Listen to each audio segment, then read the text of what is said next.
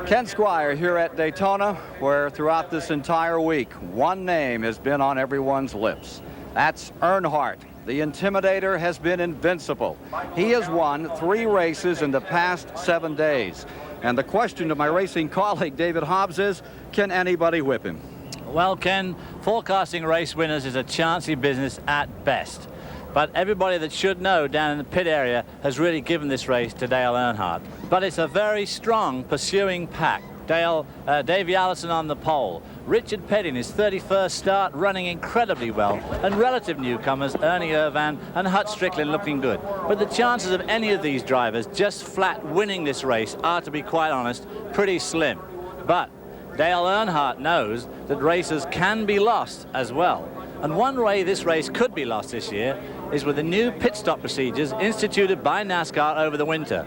Well, our NASCAR guru is Ned Jarrett. Ned knows all about these rules and procedures. Let us know, Ned. David, pit and race strategy will certainly be different here than any past Daytona we have ever seen. When cars would come down pit road and take on 4 new tires during caution flags, that won't happen today. Now, the new pit road rules have been in effect here for more than a week in the preliminary events, but none of those are 500 miles, so the real test of the new rules will come today. Pit road in the past had become a traffic jam under yellow flag conditions as cars darted in and out to take advantage of the caution. With all the emphasis on speed for both car and crew, the pits had become a dangerous place to work. Last year, there were several incidents, one at Talladega where some crewmen were hurt, and in Atlanta, Mike Rich, a member of Bill Elliott's crew, was killed in this incident.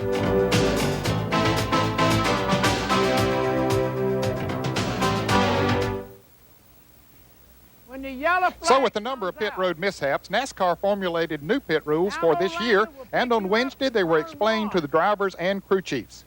The second pace car will pick you up in turn 2.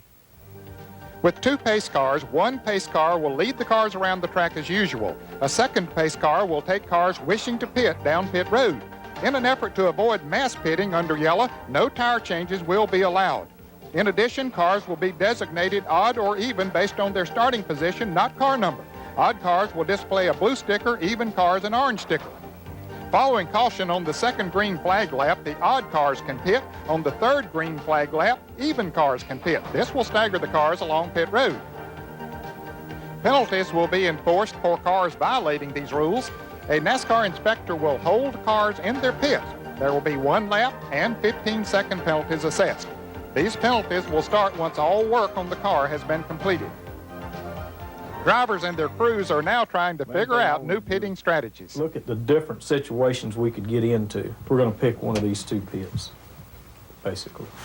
That's 3 times more dangerous on the green stop pitting down there. Yeah. At Daytona or a bigger track, I think it's got a better chance of working than it has on a shorter track. So it's all up in there. Everybody's just going to have to go out and run just as hard as you can, do the best you can, and just, again, if circumstances are right, the way things fall, then you'll be all right.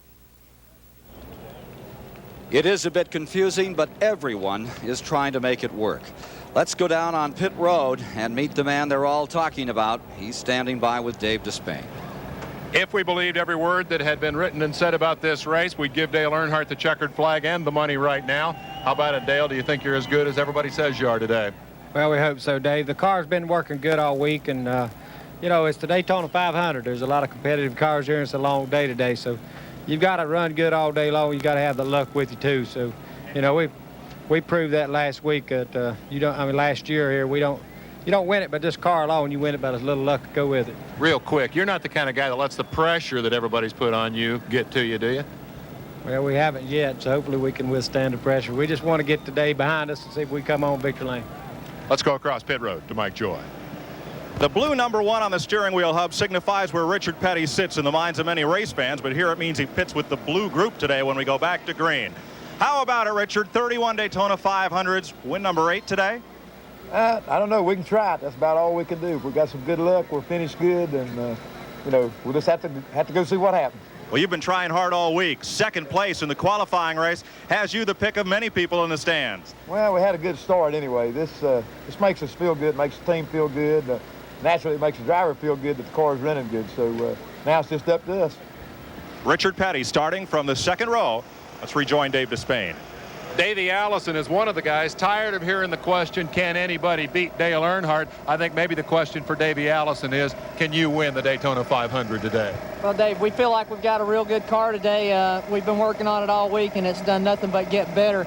Robert and all the guys in the engine shop have done a super job for me, and Jake and the guys on the crew have really given me what I've asked for in this race car. So we're real optimistic. You know, it's 500 miles, anything can happen, but we're going to give it our best shot. There's a confident man. We'll be back to fire the engines for the 33rd running of the Daytona 500 right after this timeout. Gentlemen, start your engines.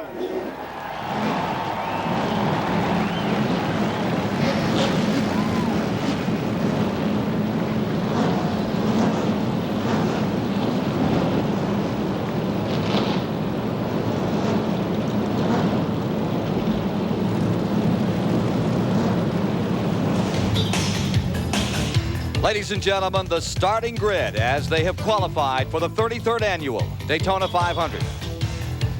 Winning his first pole at nearly 196 miles per hour, the Ford of Davey Allison. Alongside making his third start in the 500, Ernie Urban in a Chevrolet. Starting third, looking for his 8th 500 win, Richard Petty in a Pontiac. And then the overwhelming favorite, Dale Earnhardt. In row 3, it's the Buick of the newest member of the Alabama gang, Hut Strickland and Kyle Petty. Row 4, the Oldsmobile of Rick Mast and Roger Penske's car with Rusty Wallace aboard. Row 5 is Ricky Rudd, the same car he crashed last Sunday in the Busch Clash, and the '89 winner Darrell Waltrip. Row 6 is Harry Gant and Sterling Marlin, now carrying the Junior Johnson colors. Row 7 is Michael Waltrip's Pontiac and Joe Ruttman back with the Raymock team. In row 8, it's the '85 and '87 champion Bill Elliott and the 1980 winner Buddy Baker. Row 9, Dale Jarrett driving for the Wood Brothers and Mark Martin in his Ford. Row 10 is Jeff Bodine, the '86 Daytona champion, and rookie Bobby Hamilton. Row 11, Jim Sauter, making his first 500 start in 5 years, and Jeff Purvis in the Neil Bonnet car. Row 12 is Jimmy Spencer in the Travis Carter machine, and Ken Schrader. Row 13, Greg Sachs carrying the Navy colors, and Rick Wilson in his 7th Daytona start. In row 14, it's Alan Kowicki with the U.S. Army colors, and Dick Trickle, car number 66. Row 15, Phil Barkdahl from Arizona, and Chad Little from out in the Northwest. Row 16, Terry Labonte, the '84 Winston Cup champion, and the sprint car champion, Sammy Swindell. Row 17, last year's surprise winner, Derek Cope from Spanaway, Washington, and Morgan Shepherd. Row 18, Robbie Gordon from Los Angeles, and Bobby Hillen Jr. from Texas. The 19th row is Ted Musgrave, a short track specialist trying the high banks for the first time, and Mickey Gibbs. Row 20, Jimmy Means from Alabama, and Eddie Bierschwale. Row 21, the provisional starter, Brett Bodine, back from a nasty crash in the Thursday 125-mile qualifier, and Dave Marcus rounds out the field. All 42 cars have moved off pit road on the first of the 2 preliminary laps, and you're looking at Mark Martin carrying one of our 5 CBS onboard cameras today. Mark, you've got some running to do out here today if you want to catch your old nemesis Earnhardt. We'll catch him before the day's over. We're just got to be smart here. We're at this traffic right. Take the Folgers Thunderbird right on up there. I don't think it's going to be a problem. We just don't want to get tore up before we get there. Understand you had a cracked oil pan that had to be fixed. Yeah, but, you know, this Roush team is the best. They put together bulletproof cars. And if I don't wreck this thing, we'll be fine, you know. And that's why I say we'll be careful and we'll get up there. Good luck to you this afternoon. Thank you. Mark Martin, who says he's not here to smell the roses, not here to live life, he's here to race. He looked a little subdued there, Ken, as maybe a little uptight. As they finish the first lap, change in the lineup, Sammy Swindell, the veteran sprint car driver from the World of Outlaws, was starting 32nd, has fallen to the rear, and he's driving a backup car since he crashed out here with Dorsey Schrader in the third turn of the 125-miler. But he is on the field, but he'll come out of the last row now. Here's Dave Despain. Two key issues are going to dictate the pace down here on pit road today. One of those is fuel. The gas men are really under a lot of heat today to make those gas stops effectively. That has always been true. But in the past, the reasons for coming on pit road essentially twofold. One is fuel and one is tires. Now, only fueling can be done under the yellow. A lot of teams feel they're going to have to do the majority of their pitting for fuel and for tires under green flag conditions, and that means the heat is on. And Dave, since they can only take on tires under green, the teams have mounted up far less than in the past. Usually we'd see 10 full sets, 40 tires at nearly $200 a piece lined up here behind the Dale Earnhardt pit. There's only 4 sets here and one up on the wall ready to go on the car. Take a look at these new pit boards along pit road, part of the new procedure out here. Of course, everyone hanging those signs out so their drivers will know where their pits are in the neon colors. Very easy for the drivers to read, and their number is the only one they're interested in. And of course, they are absolutely vital, because if you cross the line at the front of the pit, you get a 15-second penalty. 5 of the cars carry very special sponsors today. There you see Buddy Baker sporting the colors of the Marines. Alan Kowicki in number 7 is the Army car starting 27th. Mickey Gibbs will be out here for the U.S. Air Force today, and his number 24 out of the 38th position. There's the Navy car, number 18, Greg Sachs, who thought this whole idea up, and Dave Marcus way out back for the Coast Guard as we get set for a go. And we've had a phone call from Sergeant Patrick Lang from Ludington, Michigan, called from a hospital in Saudi Arabia, thanking everyone for the coverage. Said they were all in tears as they were watching the preliminaries to this 500. Here's Chris Economaki. The first 100,000 people on the ground today got one of these free American flags, and many people are sorry they didn't get up earlier because they're looking for them. It's a great day here at Daytona. Out of turn 4. Field moving down for a start. Onboard cameras with Richard Petty, Dale Earnhardt, and Mark Martin at the outset. We'll be able to switch to Davey Allison and Jeff Bodine during the race. You're riding with Dale Earnhardt, the man who won 9 races last year, now with Richard Petty, getting ready for a lap this time by, and they will be going green 1 from now. Well, Ned said that Mark Martin was looking a bit apprehensive. I tell you, the start of a race like this, especially after those pre-race ceremonies, I think subdued us all. And of course, the moment, the weight of the moment has come on probably stronger than ever, which is why Mark Martin was probably looking just a little bit thoughtful. I'm sure the drivers, like many of the rest of us, were a little choked up during that. This is a camera on Richard Petty's helmet. This is as he sees the banking. It's a little different from the pictures you've seen before. Well, high tech, of course, comes to town with these onboard cameras, and quite frankly, it never looks quite the same to me as it does when you really are in a race car. But this helmet cam on Richard Petty, we do get the feeling of speed, the violence as he goes over the bumps on those banking. It shows up much better on those. I'm sure we'll see more of them. And you really get an idea of the lack of visibility out of these race cars. Green this time by. It's a cool Brits day. It's warmed up now into the 50s here at Daytona, but they've taken some extra time in warming the motors, getting us down for a start. Like for a start right now, gentlemen. You've both said out there. It's an ancient moment, no doubt about it. This is the Super Bowl of stock car racing, the first race of the year. They have prepared all winter to get to this race, to get in it, and now to run for the big dollars in front of a national, international crowd. Well, as much pressure as you're ever going to find in any race car anywhere, and of course the key is that it is their Super Bowl of racing, and of course it's the first race of the season. So tremendous amount of pressure on all these teams and drivers, and of course the rewards are so high, as Chris said, and so much responsibility to sponsors and this sort of thing that it's very difficult. Pace car brings them down. Watch for him to dip in just a moment. And let's listen as the Daytona 500 comes to life.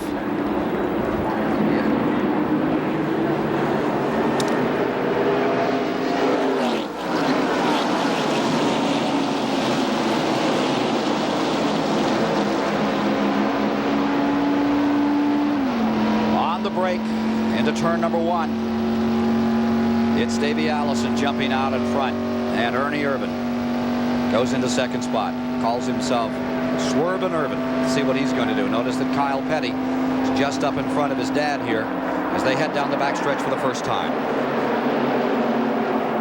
Passing already starting, going into turn 3.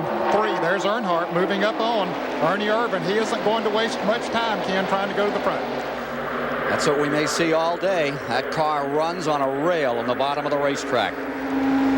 Earnhardt on the bottom for second. Shaking his fist at somebody already. I think he got tagged there, by the way. He took a big bite of that wheel.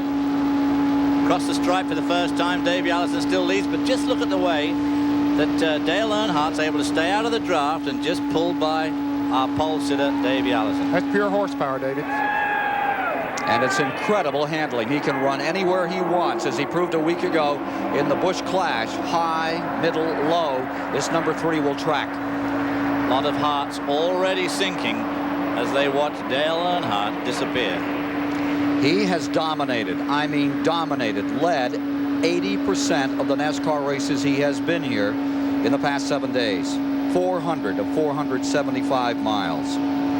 Ken, one thing that these drivers had on their mind, there's 5 bonus points for leading a race in Winston Cup competition. Now Davey Allison has those 5 bonus points, and so does Dale Earnhardt, and they count those up as the year goes by. It becomes very important for them. And of course we're seeing another classic NASCAR Winston Cup phenomenon here, and that is the dynamic duo Davey Allison and Dale Earnhardt hooking up there and trying to pull away from that pack that's duking it out behind them, and so far they seem to be very successfully doing that. Further back, Rusty Wallace is in third, Hut Strickland in fourth. Now here comes Ernie Irvan back to fourth, Hut Strickland to fifth, and that's allowing those leaders to get away as they run side by side a little further back. And note Rusty Wallace in the 2 car, the Roger Penske team, making an entry into Winston Cup racing with Wallace. A report from Mike Joy.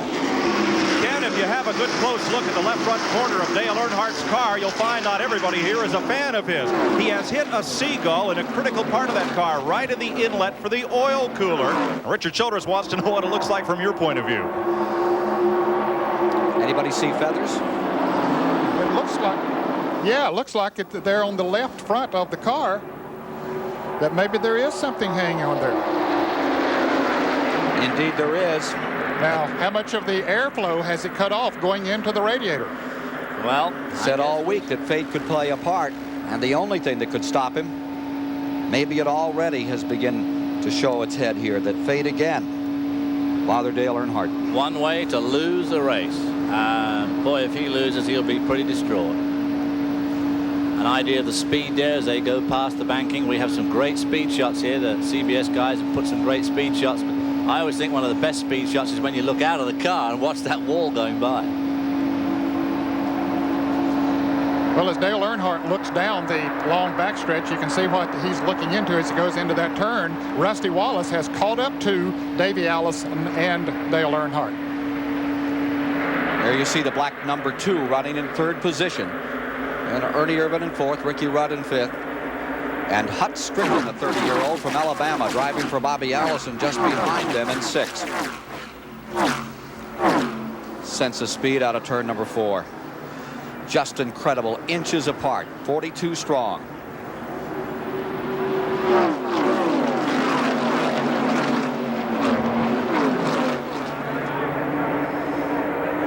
Four laps down.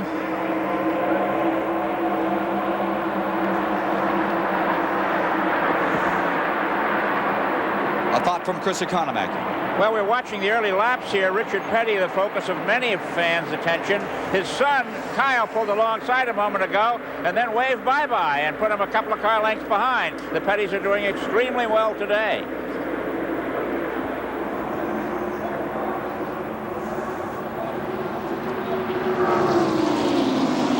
We may be able to see what happened to Earnhardt out here. Yeah, you can see right there. The bird flew right into the left corner of his Chevrolet. I don't believe, Ken, that there's enough covered the air intake area that it would affect it too much. Fouled up his aerodynamics for just a moment, but we might be able to look at his instrument panel, of course, from that onboard camera. We can see all his key instruments. Richard Petty, after going so well in the 125-mile qualifiers, is slipping way towards the back of this field, back in the 16th spot. Yeah. A report from Dave Despain. We all know Dale Earnhardt's strategy. It's always to go to the front. But Davey Allison sat on the pole for this race, and I'm wondering, Robert Yates, car owner, what's your plan for dealing with Dale Earnhardt? What's your strategy for dealing with the 3-car? Well, Jake wanted to make sure he led that first lap, and then he said just follow Earnhardt, so everything's working like it right now. We've understood that there might be a report your car's running hot. Anything to that? Well, right now in the draft, we might be a little bit. We'll open up some of that when we make our stop. So they need to get some air to that car, but they're pretty comfortable with the pace. Here's Richard Petty back in 16th spot. Reviewing back a little further, in 10th at the present time is Martin, 11th is Sterling Marlin, 12th is Rick Mast, 13th is Bill Elliott, 14th Bodine, 15th Schrader. Now, there right in front is Dale Jarrett. How's the kid feeling today, Ned? Looks pretty good. He felt good this morning about the car, the way it handled, and he's looking forward to this Daytona 500, his first in a Wood Brothers car. and with that move by Dale Jarrett, Petty slips further back. With 9 of 200 laps complete, let's look at the standings. At that time, Earnhardt up in front. In the second position was Davey Allison. Maintaining third, California's Ernie Irvan. Going fourth was Ricky Rudd. In the fifth position, Kyle Petty. Front five, Joe Ruttman was then running 6. In seventh, Hut Strickland. The eighth position, Rusty Wallace at 9. Buddy Baker in ninth position, the 1980 winner of the event. Mark Martin was then in 10th. Mark Martin has now pulled into ninth position and continues to close on the leaders. Here are those leaders. And here you see Martin in the number 6 car moving in on number 2, Rusty Wallace, for 8th spot. Rusty Wallace was running right at the head of this group. Seems to have slipped back into a second group. You can see that fairly big gap behind Joe Ruttman in the car number 75, who's done extremely well to tag on to that front quintet.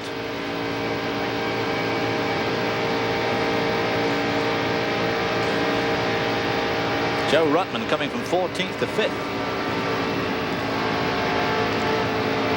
Ride with Mark Martin for just a moment in car number 6 from his 18th position. Dave Despain is in Richard Petty's pit.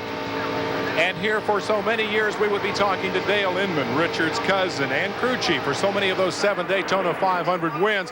He's up on the roof. He's a spotter now. And Robbie Loomis gets the call to talk to the TV reporters and tell us what's happening to Richard, who's gone from 3rd to 7th. We've got a car in trouble. It's number 2. That's Swindell.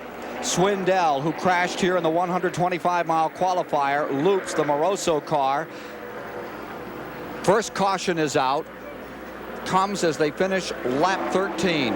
There's the new flags. That's the old flag, actually. You're going to see a couple of new ones in a moment. Closing pit road. That is what this flag is all about. The red flag with the yellow cross stripes just mean that they cannot come into the pits until this pace car has picked them up. Now, the pace car has picked them up, as we see, so the green flag will be out here shortly, so they can come into the pits. There's the pace car, and the second pace car coming out now.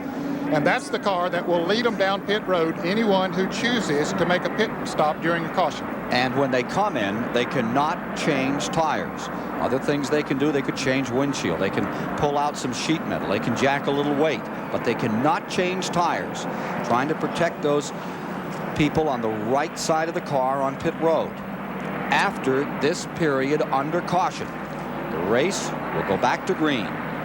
1 lap later, cars that carry a little blue sticker on them that pitted in odd pits will be able to come on pit road if they need tires, and a lap later the even pitted cars will come on pit road. Okay, car number 20 has come into the pits. Now, he came in while the cross flags were still out. There will be a penalty. The penalty for him will be that he'll have to go to the rear of the field regardless of who makes pit stop. Now you see the green flag is waving, so anyone can pit now. You'll see the pace car, the second pace car coming down pit road. I doubt if we'll see many of the cars pit this early in the race. No one among the leaders electing to come in. Finishing the 15th lap, Ned. Those back towards the rear of the pack, if they need adjustments, yes, we are going to see some of them coming in. They really don't have a great deal to lose because they aren't giving up track position. 8 cars deciding to come in now. included Terry Labonte, who finished second here a year ago, and Morgan Shepherd. Phil Buckdahl out of Arizona. Brett Bodine coming in, who had that horrendous crash on Thursday afternoon, but he's out in his spare car.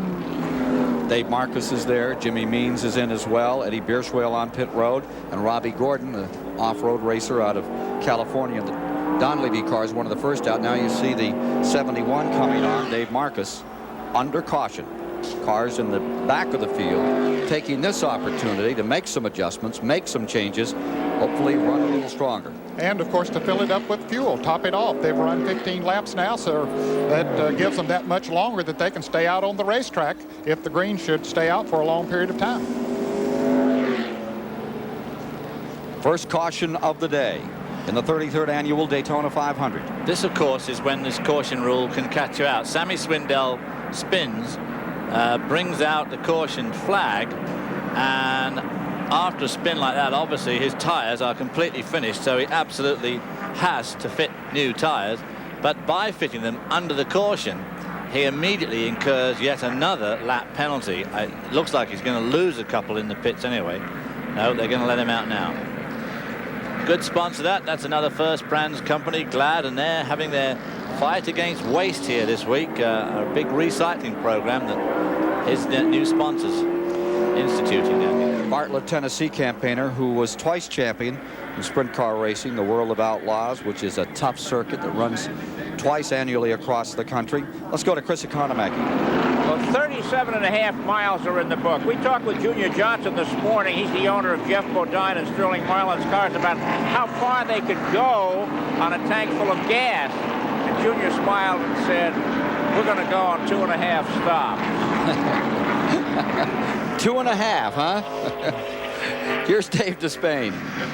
Well, that's one pit strategy. Another unfolding here in the Richard Petty pit. Now, Richard was a good example of the questions you have to ask yourself on this yellow flag. All up and down the pit road, everyone was poised, thinking their driver may stop. Frankly, I think a lot of that is just habit. This was not a pit stop on which most cars would want to come in. But Richard has fallen from 3rd to about 17th in the field. Is there something wrong with the car? Might they stop and fix it? They considered it. They think their big problem is simply acceleration on the start, and that once the tires are worn, they can keep up, so they did not stop. Let's go to Mike. Dave, here's your standard oil filter on the right side of the screen, and the new filter for NASCAR racing on the left has a much bigger opening and bigger filter area. It allows some of these cars to run as much as 15 degrees cooler. But this is not the brand of filter used by the Dale Earnhardt team, so he's keeping a very close eye on that oil temperature gauge with the Seagull, part of him in the inlet, for that oil cooler. Engine Builder of the Year Ed Lanier says if the temperature gets to 240, they'll begin to be concerned, and if it reaches 250, they will have to bring Dale in and clean out that inlet. Well, that was a misfortune for that Seagull, and it could be for Dale Earnhardt. Now here's car number 90. This is Robbie Gordon. There's a stop and go on him as he went above the line coming out of the pits following his time down here, making an adjustment on the Don Levy Ford. And there's a 1-lap penalty on the Sammy Swindell car, number 20, because he came in before the pits were open. We're about ready to go green, Ken. Pace car is in as they come to the strike. Davey Allison is first, Earnhardt second, Ernie Irvan third, Kyle Petty fourth, Joe Ruttman running very well up to fifth, Hut Strickland and the Bobby Allison car running in sixth. Field on a break into turn number 1, back to green flag conditions. This coming as they commence the 18th lap. Davey Allison pulls away for just a moment. That should not be for long. Here comes Earnhardt.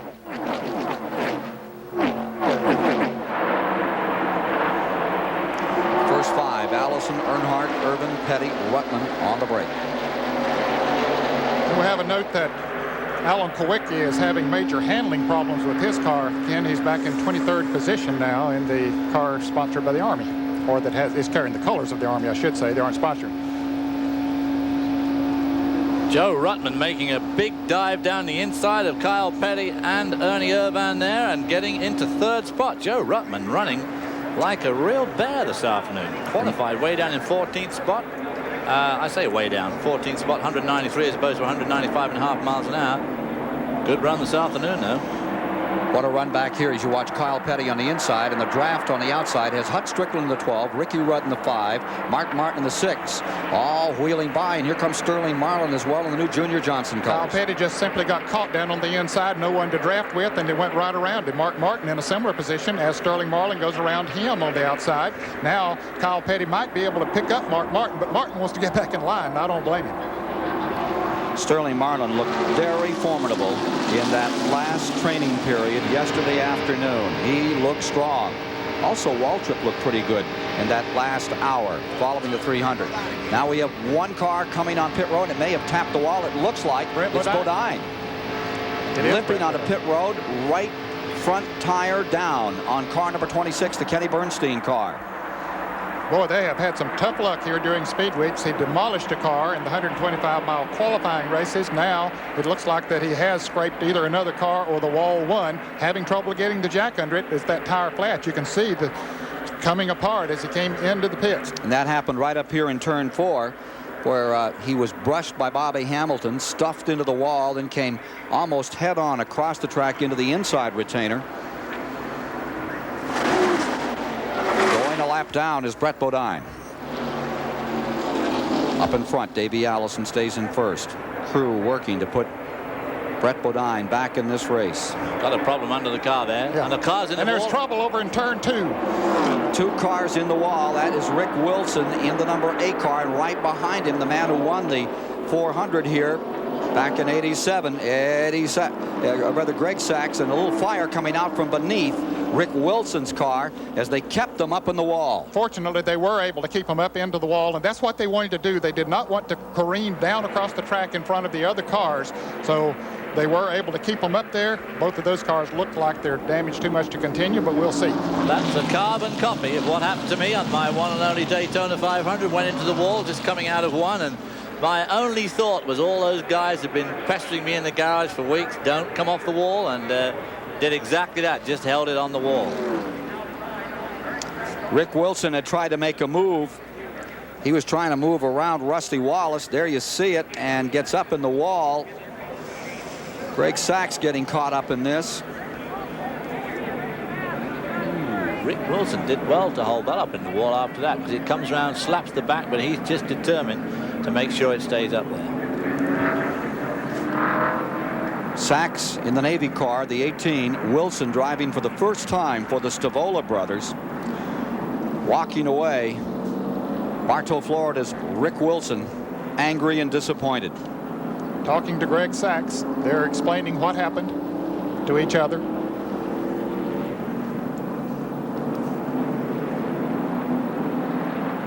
Harry Hyde, the crew chief on the number 8 car, and Sachs in with his own team this year, owner and driver. Hard way to start the year. Under caution for the second time. 21 laps are complete. 21 down. 200 to be run in the 33rd annual Daytona 500. And the standings after 21 laps here in this February event has Davey Allison first, Earnhardt sustaining second, Ernie Irvan willing to ride in third. The 4th position is Hut Strickland.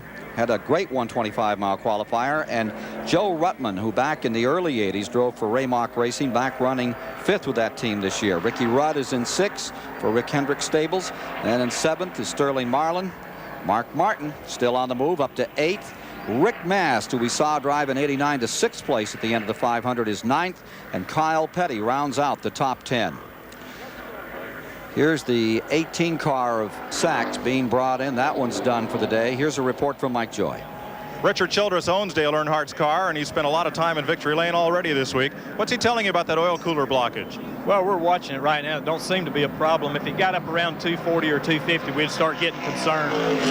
Now, Robert Yates was just here, the crew chief of the leading car driven by Davey Allison, and he usually doesn't come to pay a social call in the middle of the race. What's going on here? Well, we just wanted to talk about some stuff, you know, and the bird. The Thunderbird or the other bird? Right now, the other bird. Okay, well, nobody's been able to beat these two black cars all week. Let's see what happens when the green flag comes back out. Here's Dave Despain. Bobby Allison's a busy guy this week. He's a former winner of the 500, 1988. He is the father of the pole sitter Davey Allison, but perhaps most importantly, he's the car owner for number 12, Hut Strickland. I counted him 4th that time, Brian. You got a big smile on your face.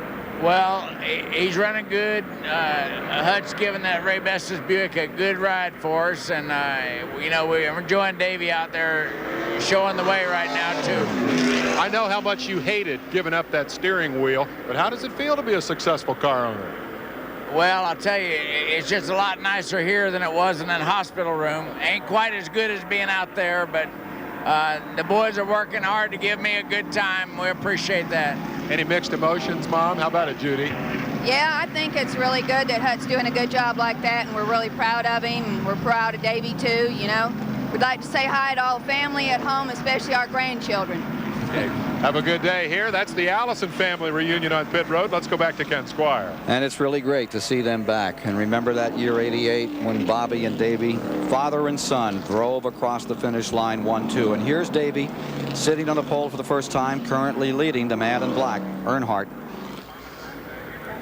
And of course, the number 12 is Bobby Allison's car. There is Hut Strickland out of Alabama. His name was Wyman, and no one quite knows how he got the name Hut. He never was a football player, so it couldn't have come from there, but he wasn't too infatuated with his given name, so he called himself Hut. Okay. 30 years old. I think I would if I was called Wyman. I'll tell you, he's a good race driver. He is in his third year in full-time Winston Cup competition. And now with the car that'll take him to the front, he has brought it there. He has a lot of confidence, too. And a part of the Allison family, more or less. He married into the Allison family. His wife, Pam, is the daughter of Donnie Allison, of course, who is the brother of Bobby Allison. How about it, Mike? What do you know about Hut? Well, since you asked, Ken, and since we have time, Hut's dad is Waymond Strickland with a W. His twin brother is Raymond Strickland with an L, and they finally got a little brother named Raymond. So Hut is Waymond Jr. And he hung around his dad's salvage yard where everybody has 3- and 4-letter nicknames, and the one they just threw on him was Hut. Really didn't get popularized until he started driving race cars, and people couldn't figure out the Waymond, Layman, Raymond deal, so he is still, and always will be, Hut Strickland. Here's Chris. Well, Joe Ruttman in car 75 started 14th, and he's up to 5th place. Joe Ruttman last year, for lack of sponsorship, sat out the season. We encountered him in some races. He was working for a catering company, waiting on tables in the suites and racetracks, bringing food to those people who were backing other drivers.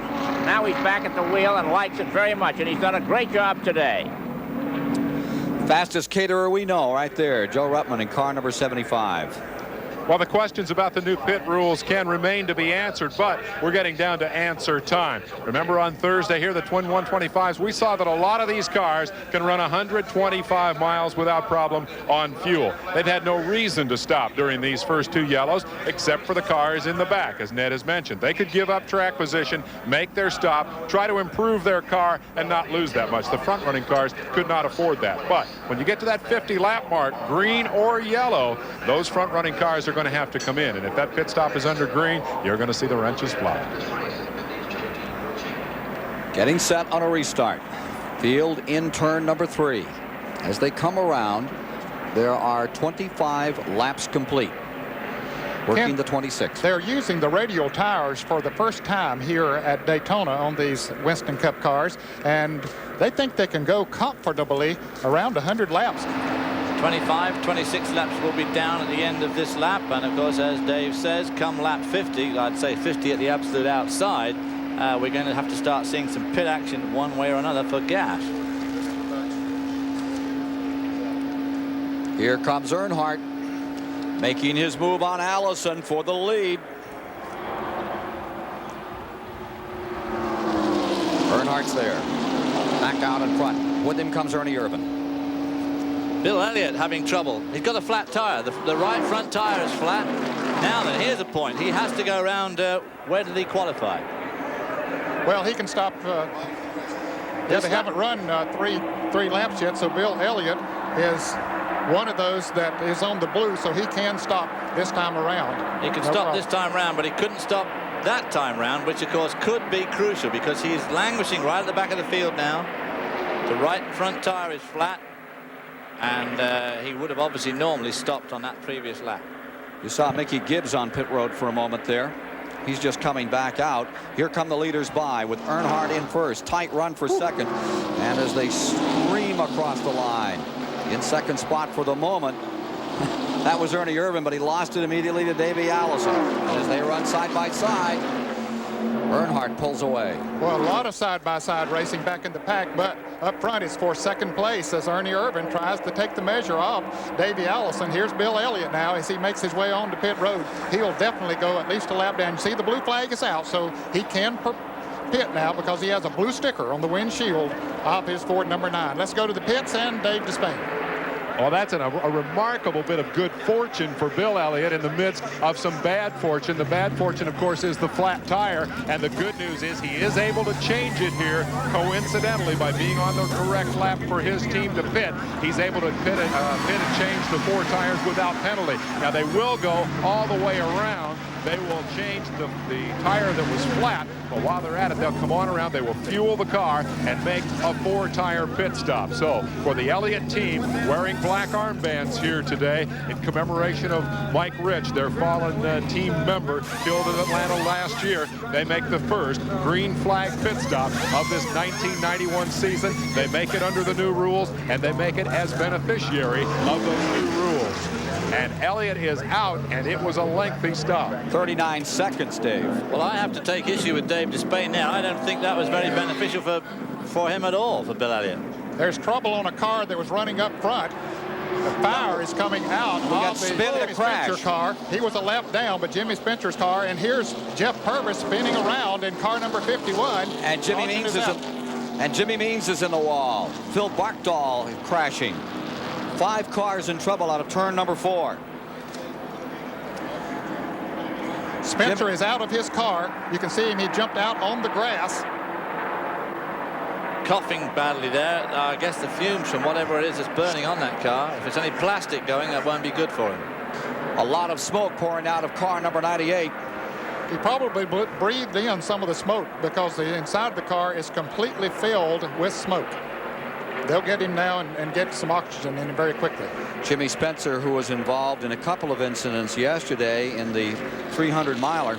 And, of course, Bill Elliott now does get his lap back. Well, or will he was about to go 2 laps down, and he got back out. I think if they had stayed up to full speed, they would have lapped him twice, but he stayed out in front of him as a result of the caution coming out. See, I have to take issue with Dave on that he was a beneficiary because he just happened to be able to come in on that blue lap because he basically lost a lap by dragging around to make sure that he waited for the blue lap. He lost a lap.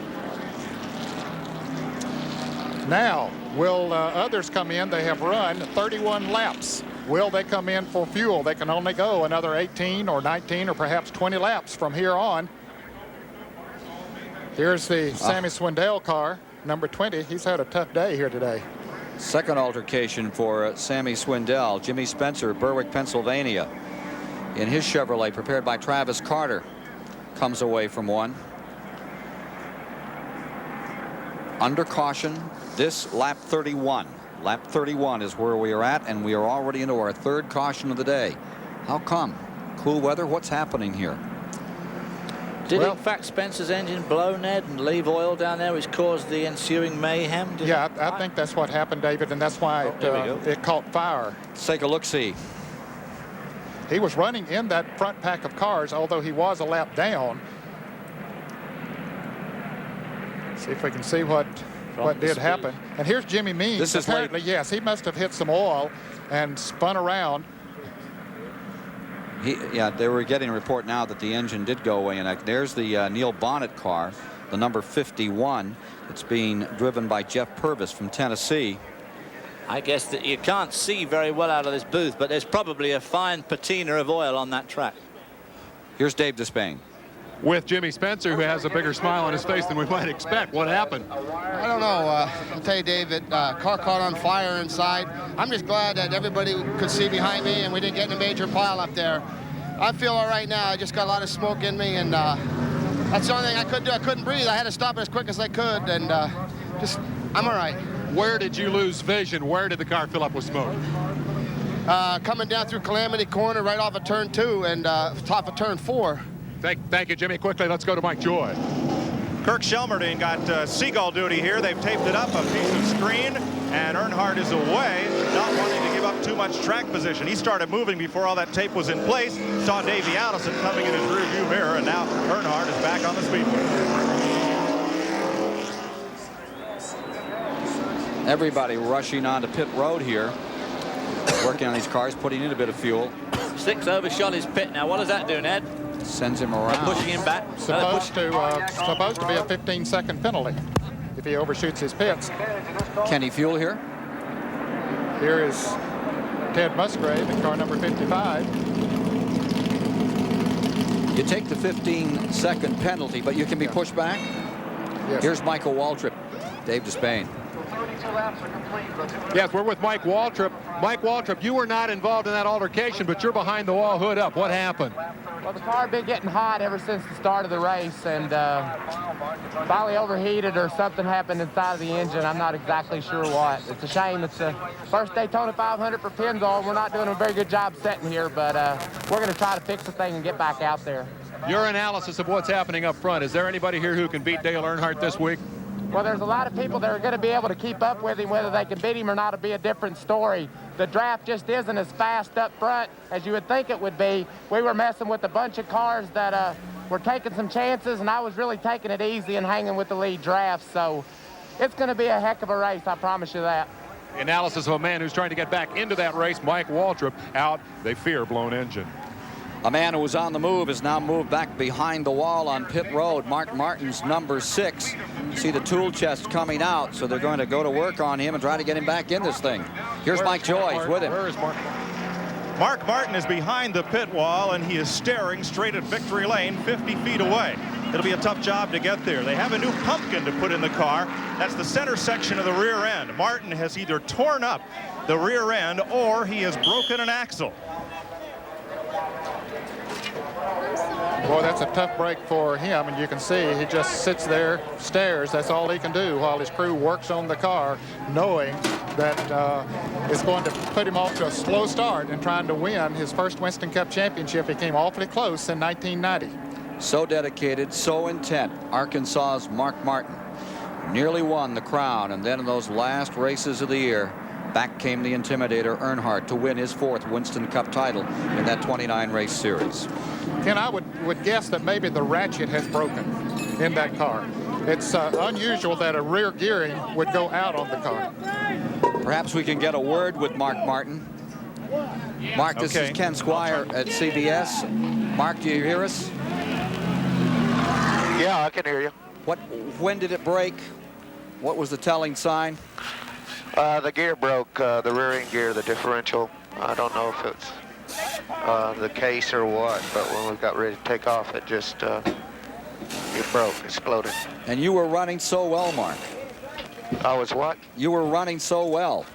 Oh yeah, the Folgers Thunderbird was working good. We were. Okay. They continue to work on the car. Back with you at Daytona. We've just gone back under green, and as they came to the line, Dave Marcus, who had come from dead last to 7th, spun on the start. He landed down on the apron of the track. No green has come out. He's running on the bottom of the speedway in turn 1 as the field is coming around. I must say, I missed what happened to him. He obviously got nudged by somebody there, and as you were just saying, come right from dead last to 5th. All those pit stops, staying out, gave him that opportunity to pull up through. We are in a green flag condition, driving down into the first turn. Kyle Petty now has the lead, that massive pit stop period. Here comes Sterling Marlin. His new colors, new number 22. Sterling Marlin closing up. Let's take a look at that race in the pits. Earnhardt was first going in, now he's 9th. Kyle just swapping a spot, and here comes Sterling Marlin on a charge. Now, those cars didn't pit during this caution, so that's the reason Earnhardt came. He made a good pit stop, but he came out behind the cars that did not pit. Kyle Petty in the 42, yet to score a top 10 finish. Buddy Baker, car number 88. And we got a spinner coming out of 4. It's Barkdahl. Out of control, looping down into the grass. Let's hope he doesn't get back up on the racetrack. Getting through his Gant. Strickland, Schrader, and the rest of the field gets on the binders. Robbie Gordon scrapes down the wall there. Ooh, that could have been a nasty moment. Bartol's screen blew out, or half his screen blew out. He looked like he was headed onto his roof. You could see the car lift a couple of feet. And one thing that perhaps helped to keep him from getting on his roof, maybe we can see those little strips on top of the roof. You see those little rises right on each side of the car on the top of it? Those were put on there to help to press the car down if it gets into a spin. Yeah, these cars before with that big ride height, big ground clearance, once they turn sideways, they turn into a wing. And we saw some pretty disastrous things a few years back. Well, here he is, the yellow car on the inside. He drifts up into another car on the outside, loses control. You can see the windshield fly out, and look how the car gets off the ground, the right side of it. Then it lands back, gets on the grass. Fortunately, it stays on the grass for a good period of time. The windshield's still flopping, or a portion of it at least, and he stays on the low side of the racetrack, and everybody else gets by. Another look. Phil Barkdahl, 53 years old, out of Arizona. Sliding wide there. Tapping another car. That was the car of Mickey Gibbs that he brushed with coming off the turn. It gets right up in the air there, but just not enough speed to lift it right off the ground. Remember 4 years ago, the 125-mile qualifiers, Barkdahl upside down in the tri-oval, into the wall backwards at 190 miles per hour. That's where you had your heart in your throat as you saw Harry Gant coming along and no place to go. Under caution once again here at Daytona in the 500. Under caution for the fourth time today. Standings after 38 of 200 laps in the 500 go like this. Sterling Marlin out of Tennessee, driving for Junior Johnson, is in the lead. Second, Kyle Petty. Maintaining the third position is Ernie Irvin, and we understand there may be some problems on the 4 car now. In the fourth position is Rick Mast with his Jackson Brothers mount. And then in the 5th position, Morgan Shepherd for Bud Moore. Here's Dave Despain. Wrong place, wrong time for Kenny Schrader. When Barkdahl spun, the windshield popped out of the car and popped right into the front of the 25 car. The damage that you see across the front end is from the impact of the windshield, and Kenny Schrader is going to be a while getting that fixed. They have punctured the radiator. Let's go to Mike Joy. Here's the center section from Mark Martin's rear end. This input shaft is supposed to be attached to a yoke which attaches it to the drive shaft, and the shaft sheared clean off. They have a new center section in, and Mark Martin's back on the track. The side of the brake is good news. If it had broken internally, there'd likely be trash or chips circulating around in the rear end fluid and cooler, which could cause another failure. This problem should never have happened in the first place and probably will not recur. Mike, as many years as I've been around auto racing, and it's been more than 30, I have never seen that happen. I've seen other things in the rear gearing go wrong, but I've never seen that happen. The amount of races that I have lost because of things everybody says, well, I've never seen that happen before. Yeah. So I know exactly how he feels. New windshield. He probably only lost a couple of laps. I wasn't counting. 73 car. Barkdahl back out once again. Martin was in the pits 11 minutes, 57 seconds, and he comes back 7 laps down. Mark Martin with aspirations. Show them all with his Ford in this 500. Finds himself 7 laps back, and here comes Michael Waltrip back out. Remember, we saw him come in with overheating problems a little earlier. So a lot of good cars having problems in the early going here. As Waltrip gets back out in his Pontiac, we're about ready to go green flag racing again, and we see Bill Elliott down on the inside. He is 1 lap down. And you know, a lot of Mark Martin's time in the pits was spent during caution laps. He would have been more down than what he is. Kyle Petty's car. Some paper underneath the air dam on the front as Bill Elliott tries to beat him down into turn 1 to get back in the lead lap. Rick Mast right behind Kyle Petty there as they go into turn 1. Pretty eventful race. Now, we had said a moment ago that Sterling Marlin was leading when we came back. Marlin since made a pit stop, so he's back in the pack. Kyle Petty the leader, Rick Mast second. Rick Mast, a heck of a racer. Saw him win up at Loudon, New Hampshire, at that new mile track there, New Hampshire International. And there is Schrader's car still being repaired. Meanwhile, in the back straightaway, Elliott trying to make up a lap here in number 9. And Morgan Shepherd, who had trouble in the 125s, had an engine expire. He's up in 3rd. Remember, he won at Atlanta in the red and white number 15 car. the end of the year. Of those 3 front cars, we see Davey 4. Allison and Dale Earnhardt coming into the picture now, but Kyle Petty and Rick Mast have not made pit stops. Morgan Shepherd has made a pit stop earlier when we saw some of those running near the back. 3 abreast going into turn 1. Bottom of the racetrack. Earnhardt on the move, gets down, and Davey Allison comes with him. And of course, this demonstrates just how important it is to have the right car, the right time, the right place. Awesome build from Dawsonville. Just a few years back, absolutely unbeatable on these super speedways. Has not shone well at all. This whole 2 weeks down here are not looking very good today either. Here's Earnhardt going back in front. Davey Allison comes down to the bottom with him. Kyle Petty, who has yet to score a top 10 finish in the Daytona 500. A couple of years back, he did some relief driving for Bierswell and ran 10th, but on his own, he's still looking for a first top 10 position, and he's fighting Allison down through the tri-oval across the start-finish line, wheel to wheel. Ford on the inside, Pontiac on the outside. Ken, while we're watching this battle, Ernie Irvan, one of the strongest cars in the field, was black flag for a stop-and-go penalty. Apparently, he jumped out of line on the restart, so he's way back. He's still in the lead lap, but he's about 2/3 of a lap behind the leaders. And they were saying that car was having some handling problems a few moments ago, the car number 4 of Ernie Irvan. Now Ernie Irvan, of course, is stuck absolutely on his own, way out of any chance of a draft, and these guys are probably going to eat that half lap up. Black flag being flown for somebody. Oh, Mike Waltrip going too slowly down the inside of the track. Coming out of turn number 4. You'll see Michael Waltrip just a moment as the leaders go by him as they go into turn 1. 44 laps complete. Earnhardt first, Allison second, Petty third, Mast fourth, Shepherd fifth, Rutland 6th, Gant 7th, Labonte in 8th, Hut Strickland 9th, Ricky Rudd in 10th, Dale Jarrett 11th. Alan Kowicki is 12th and Jeff Bodine 13th. Let's go to the pits and Dave Despain. It was almost exactly this moment a year ago when Kenny Schrader pulled this car onto pit road with a blown motor. He'd come from the back of the field to second. Kenny, what happened out there? Well, you know, we were going on up through there, just kind of picking our way and taking our time this year, and one of those cars spun and windshield went flying through the air, and it landed right in front of us, and I run over it. What have they said about the damage? We hear the radiator is punctured. Are they going to try to get you back out there? Well, we're going to go back out, but it'll just be take a ride. Let's go to Chris Economaki. The day is going to be abbreviated for Kenny Schrader. Okay, I'm here with Sammy Swindell, who has a big following among sprint car fans throughout these United States. Sammy, you had a double whammy today. What happened the first time, and then what put you out?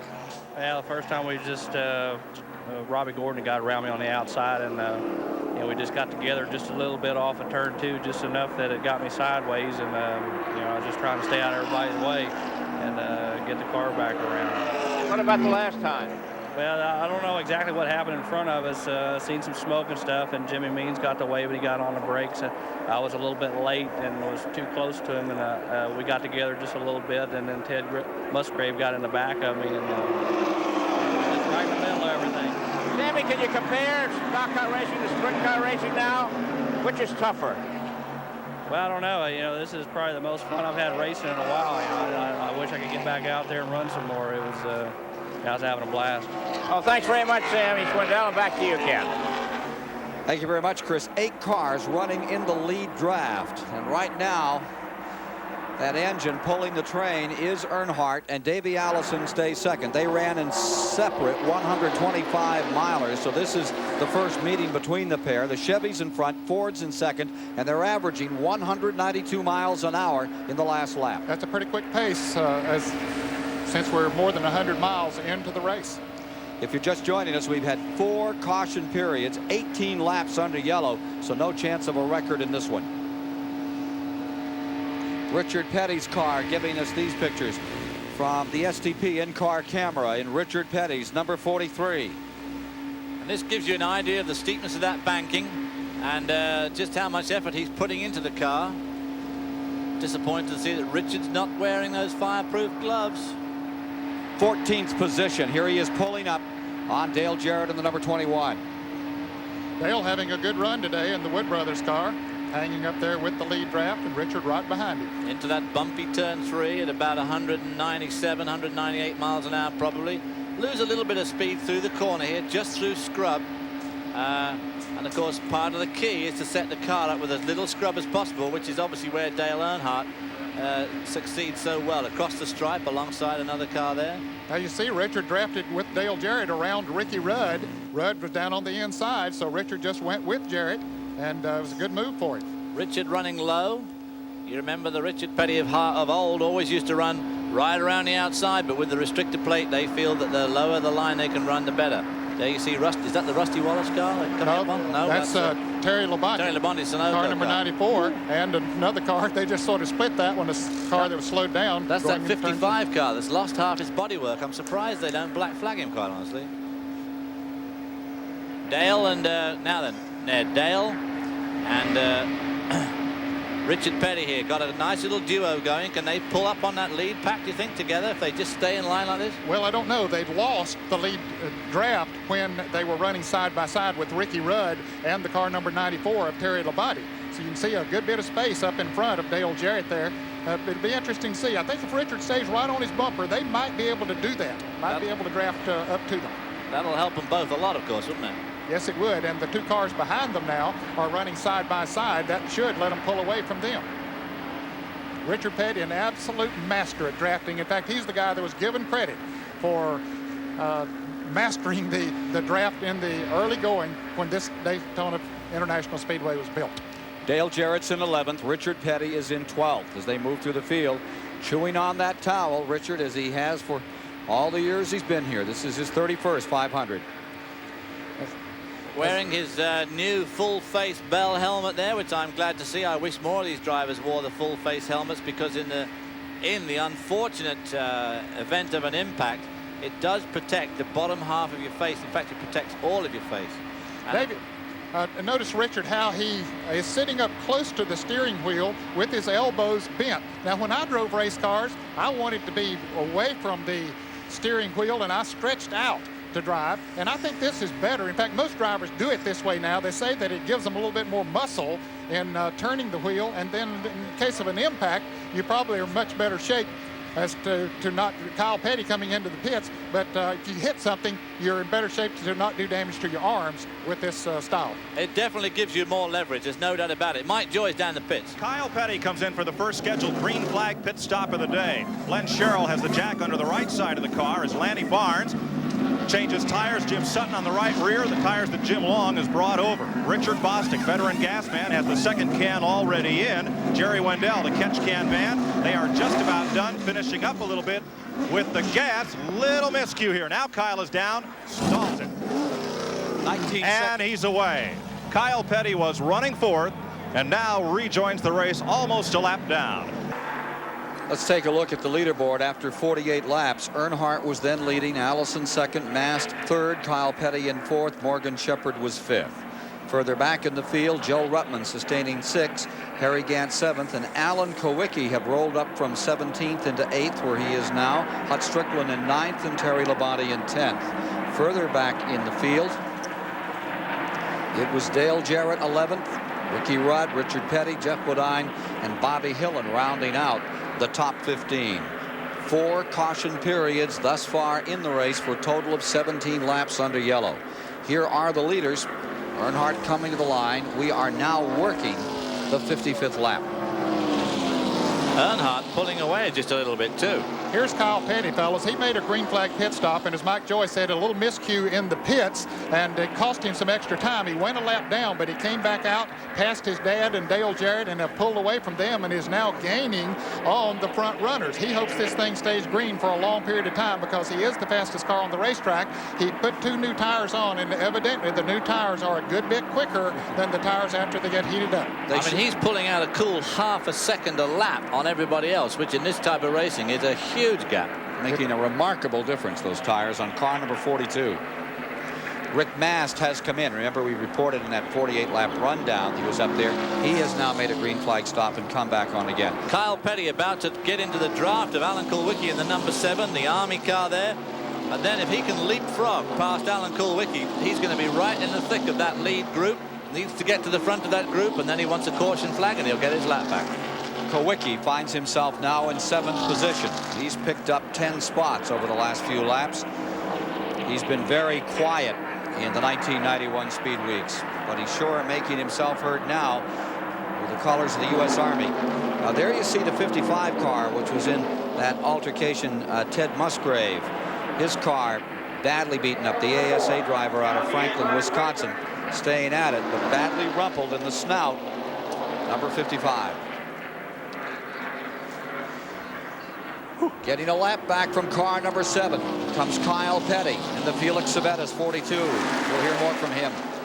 After 58 of 200 laps, Dale Earnhardt, seeking his first Daytona 500 win, is out in front in our live CBS coverage. Davey Allison is in second, Joe Ruttman third, Morgan Shepherd fourth, Hut Strickland fifth. But the bigger story is Kyle Petty's number 42, which has just moved around Hut Strickland and is the quickest car on the track. And I would ask my mates up here in the booth, David Hobbs and Ned Jarrett, think that those tires will stand up long enough to carry him by those leaders as we watch car number 25 in again, running several laps down. Ken Schrader with the nose of that car torn up.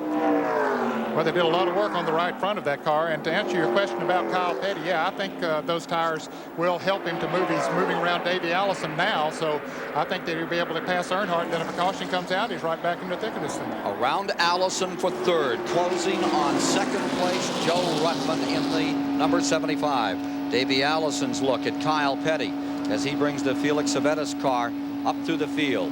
And what a run that Joe Ruttman in second spot there is having today. I mean, up from 14th. As we heard, waiting on tables last year, running right behind Dale Earnhardt down the back straight now. How long's Kyle Petty's tire advantage going to last? That's the thing. Of course, these other guys now have done a lot of mileage on their tires.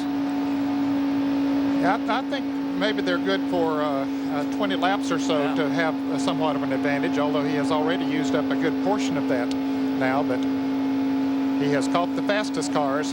Will that advantage carry him past them? Here's Dave Marcus coming into the pits. And, well, he did not come into the pits. He just went down on the inside of the racetrack and riding the Coast Guard Chevrolet on around. 63 laps complete. Jeff Bodine giving us these pictures from car number 11. Junior Johnson Ford. Jeff is sort of out running by himself. He's passing the car number 23 of Eddie Beerswell. But Jeff had lost the draft of the front-running cars. So he's just sort of drafting anything he can come up on. And is running outside the top 20 at this time. Unusual place for the 86 winner of this event. Going past Dave Marcus on the inside, going very slowly down the inside. So you see him down into turn number 3. Watch him as he comes out of there and rides right up to the wall. Now here comes Kyle Petty as they battle up in front. We're watching Joe Ruttman go for the lead. Yeah, Kyle Petty helped him get the lead. He got right on his back bumper, and Kyle Petty pushed Joe Ruttman into the lead. Now all he's going to do is follow him through himself. Yeah. And then hope for a caution. Well, Joe Ruttman might have been a waiter a year ago, but clearing the table out there right now is Joe Ruttman. He hasn't led a Daytona 500 since 1983. He had 57 laps to his credit back then and came home in 4th position. Here comes Kyle on the 42. And you see how the new tires there are doing it to him. Stayed so low as they come into the tri-oval. Dale Earnhardt, of course, not giving up without a struggle. Earnhardt right behind the leader, Joe Ruttman, and down on the inside. Little pinch here. So Kyle would have got boxed in there just slightly. Kyle had that incredible victory at Rockingham where he dominated last year. Next 2 races on the Winston Cup Tour. Off to Richmond, Virginia next week. Then on to Rockingham following week. 29 races this year. Over $20 million up for grabs. Look at Chris Economaki.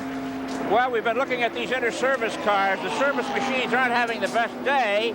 Buddy Baker in the U.S. Marines Pontiac number 88 is out of it with mechanical trouble. Greg Sachs in the U.S. Navy Chevy is out in a crash. Mickey Gibbs in the U.S. Air Force Pontiac is out there running but way down. And Dave Marcus is limping around in the Coast Guard Chevrolet.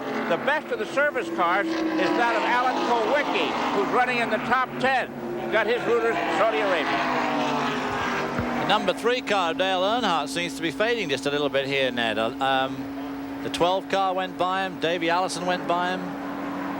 Yeah, I expect those tires are getting pretty heated up now. We've completed 66 laps. But if there's anyone that can drive on worn tires, it's Earnhardt. That's true. Yeah, he can manhandle a car, no question about it. It'll be interesting to see when he decides to come into the pits. Now, Kyle Petty has passed Joe Ruttman and is back in the lead lap.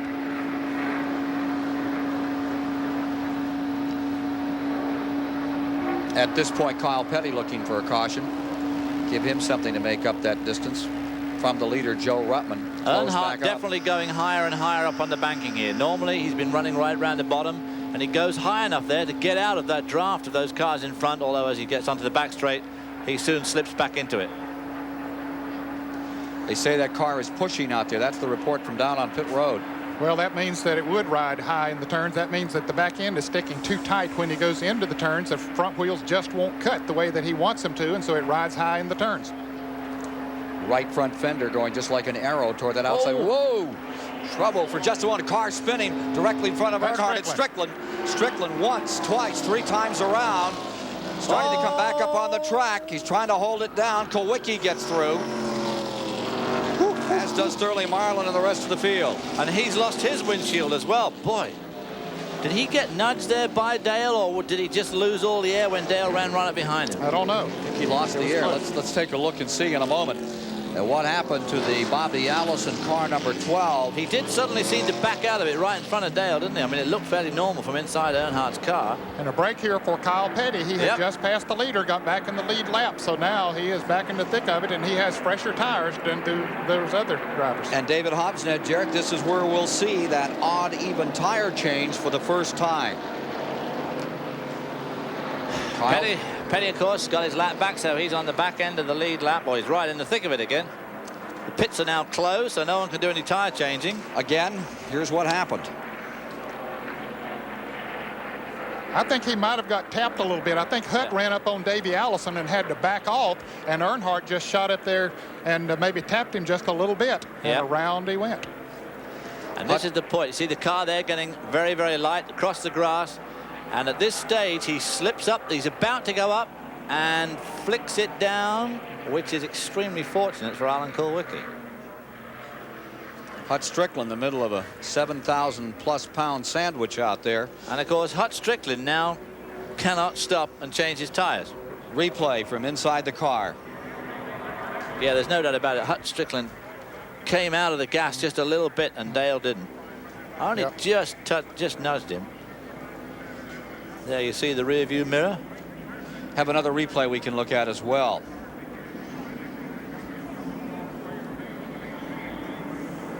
I think Ned had it right on the nickel.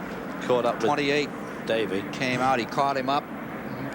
And Earnhardt just taps the back end of number 12. Of course, what happens when they spin, the air goes into the car on the rotation and pressurizes the inside of the car, and of course one of the things that happens is it pops the windscreen out from the inside, which is a whole lot better than building up some more wind in there and lifting the car off the road like they used to on the back straightaway. Well, there you see Hut Strickland's team waiting for that car to come around. Now the pit should be open this time around. Jib Fennick crew waiting for Hut Strickland in car number 12, and they have a windshield ready for him. Tires now the issue, certainly for Earnhardt in the number 3. This pit stop, this odd and even change. Remember, when they first come in, they cannot change tires. They have to change them in a green flag condition. Here come the cars down on pit road. Pace car brings them in at about 60 miles an hour. Now, they can replace windshields. They can work on damage on the cars, change the weight, other things like that. But you can't send the crew out, only 5 men over the wall, to work on the right side to change tires. And if they do change tires, there's a 1-lap penalty. So I think we'll see most of them come in shortly after the green flag is displayed again, although they can still go another 20 or so laps before, maybe 10 laps on those that came in, Earnhardt and all of them that pitted a little while ago. Here's Kyle Petty in. He's just going to top off the fuel tank. He was at the back anyway, so nothing lost there. Mike Joy. Yeah, Dale Earnhardt is one of those cars that will almost certainly be in when we come back to green. Let's assume these are 3 of the 4 tires on his car headed in that direction. they'll set these cars up to have a little bit of push at the start of the race, and that abrades the right front tire more so than the other three. With the old bias ply tires, the car would eventually get neutral and then get loose and wear the rear tires. It doesn't happen with the radial. So if you start with a little push, you end up with a lot of push as the tires wear. And Dale says the right front tire is now just about wore out. Now, it's not wore down to the canvas, but it is worn and overheated to the point where he's not getting the traction out of that right front tire. And as a result, he's as much as 1.3 seconds slower than his fastest laps of the race. Watching that windshield being put in on car number 12, Hut Strickland, getting an idea about those tires and the wear on these radials as we... Well, those radials start off, you know, at about 4/4 of a 30-second tread depth, and over about 125 miles, you'd expect to lose half of it. Now, they're going to send that car around and come back in, I would presume, to get the rest of that done. Trying to stay in the lead lap. They didn't get those straps fastened. I don't think that hurts anything, so they'll come back in the next time. Let's go down to the pits and Dave Despain. We're with the co-owner of the leading car, Bob Rahilly. Question of strategy. Now, when that green flag comes out, you have the choice of bringing him in. Will you bring him in? Well, right now we're debating on what to do, but I don't want to play my hand out to all the competitors. But right now, I think we're on a winning horse, so you take it from there.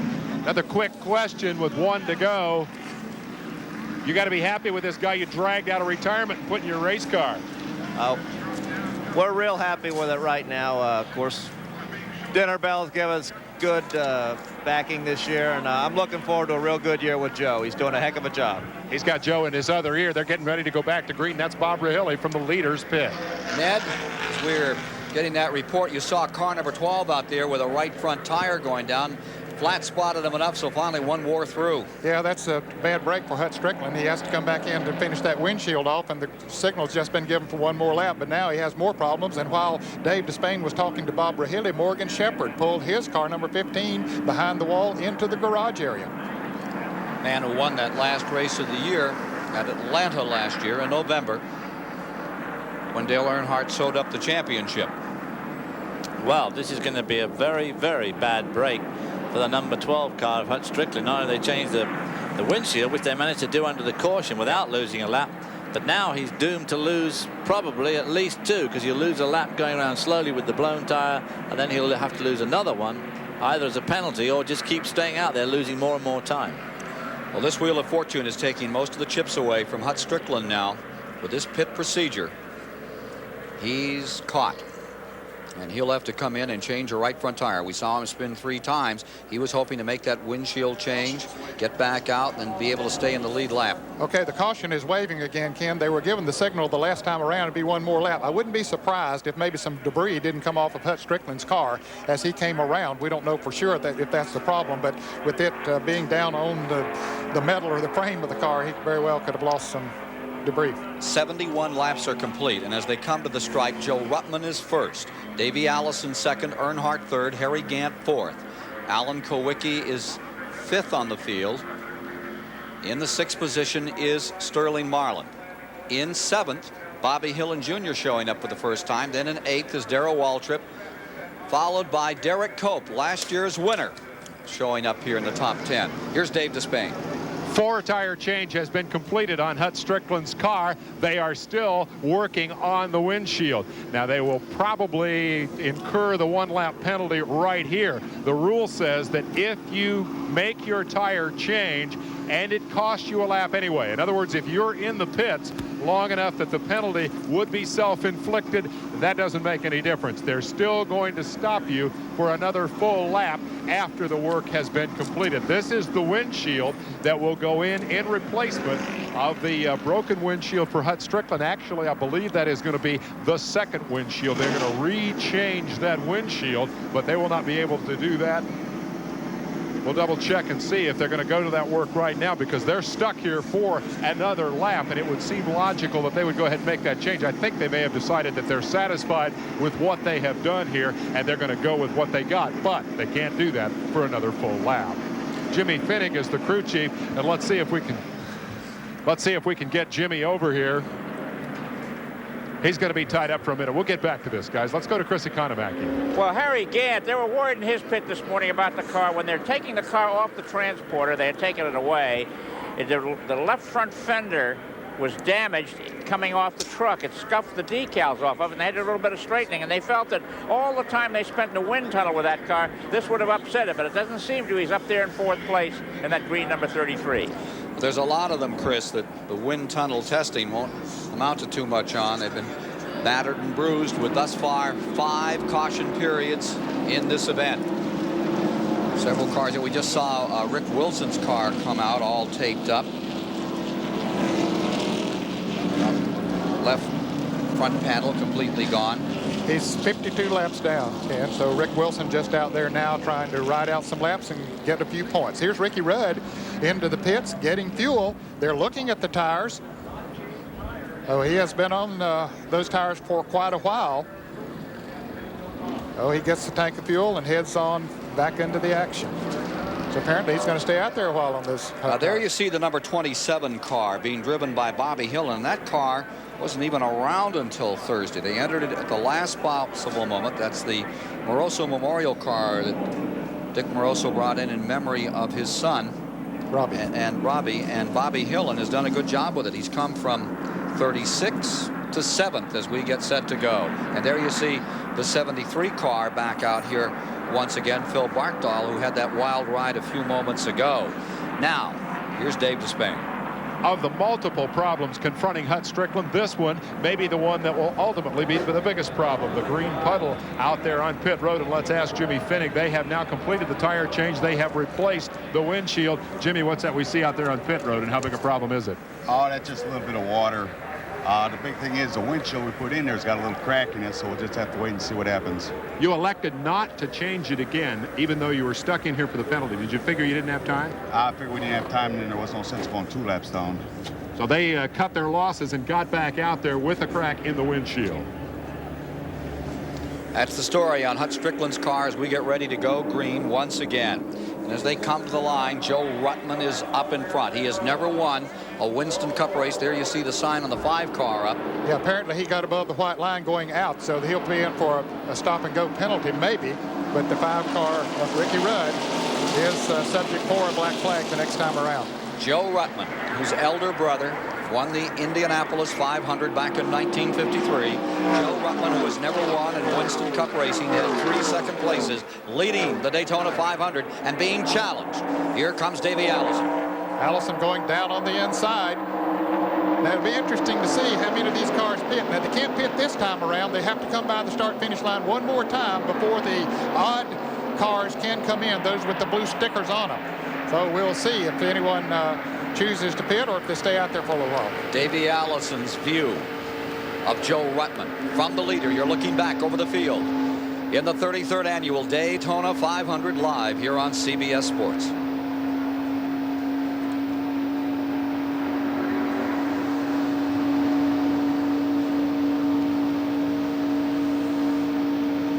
Turn 1. Joe Ruttman's car looking as if it can hold a fairly tight line there, Ned. Yeah, even with hot tires on it, worn tires. He's holding down to the inside very good. In fact, both of them. So they may elect not to make a pit stop, although they're going to have to change these tires sooner or later. And it's just a bit of a lottery as to when you do it. Sparks coming from underneath that car. He hits a little bump down on the inside, sort of bottoms out for him. Into turn 4 again. You get an idea of the banking there. Again, he's holding a good tight line. Coming by to complete 76 Whoa, laps. and there's a trouble. Turn 4. That is Bodine in trouble. They came down through. I think someone was thinking about ducking in as they came out of that fourth turn. Luckily for Jeff Bodine, this is a blue pit stop lap, and so he can legitimately stop now and change the tire. And it's also a break for last year's Daytona 500 winner. Derek Cope had already committed himself to come down pit road. That happened behind him. He can go ahead and change 4 tires and without any kind of a penalty. Riding with Bodine after that wild spin. Here he comes in. He can change tires. He is now on pit road after that wild ride out of 4. They are coming back to the line, and as they do, Davey Allison is in first. In the car number 28, Joe Ruttman is in second place. Huck Strickland's number 12 trying to make ground on the inside. You see him just driving underneath. Now, he could have done with leading that group across the line, couldn't he, with his new tires, because that, of course, would have got his lap back. But it was not to be. View from Bodine, car number 11 on pit road. After a wild spin, look at it again. Not quite sure what happened here. There's a white car just sort of slid up into him. And then I think that's Jimmy Sauter, isn't it? Isn't that 89? That's Sauter on the inside. It's another car on the outside. And Sauter just slid into his pits and that left rear wheel taking on tires. Is that the tire just coming right off the rim, or is it the wheel itself? Look. Mike Joy.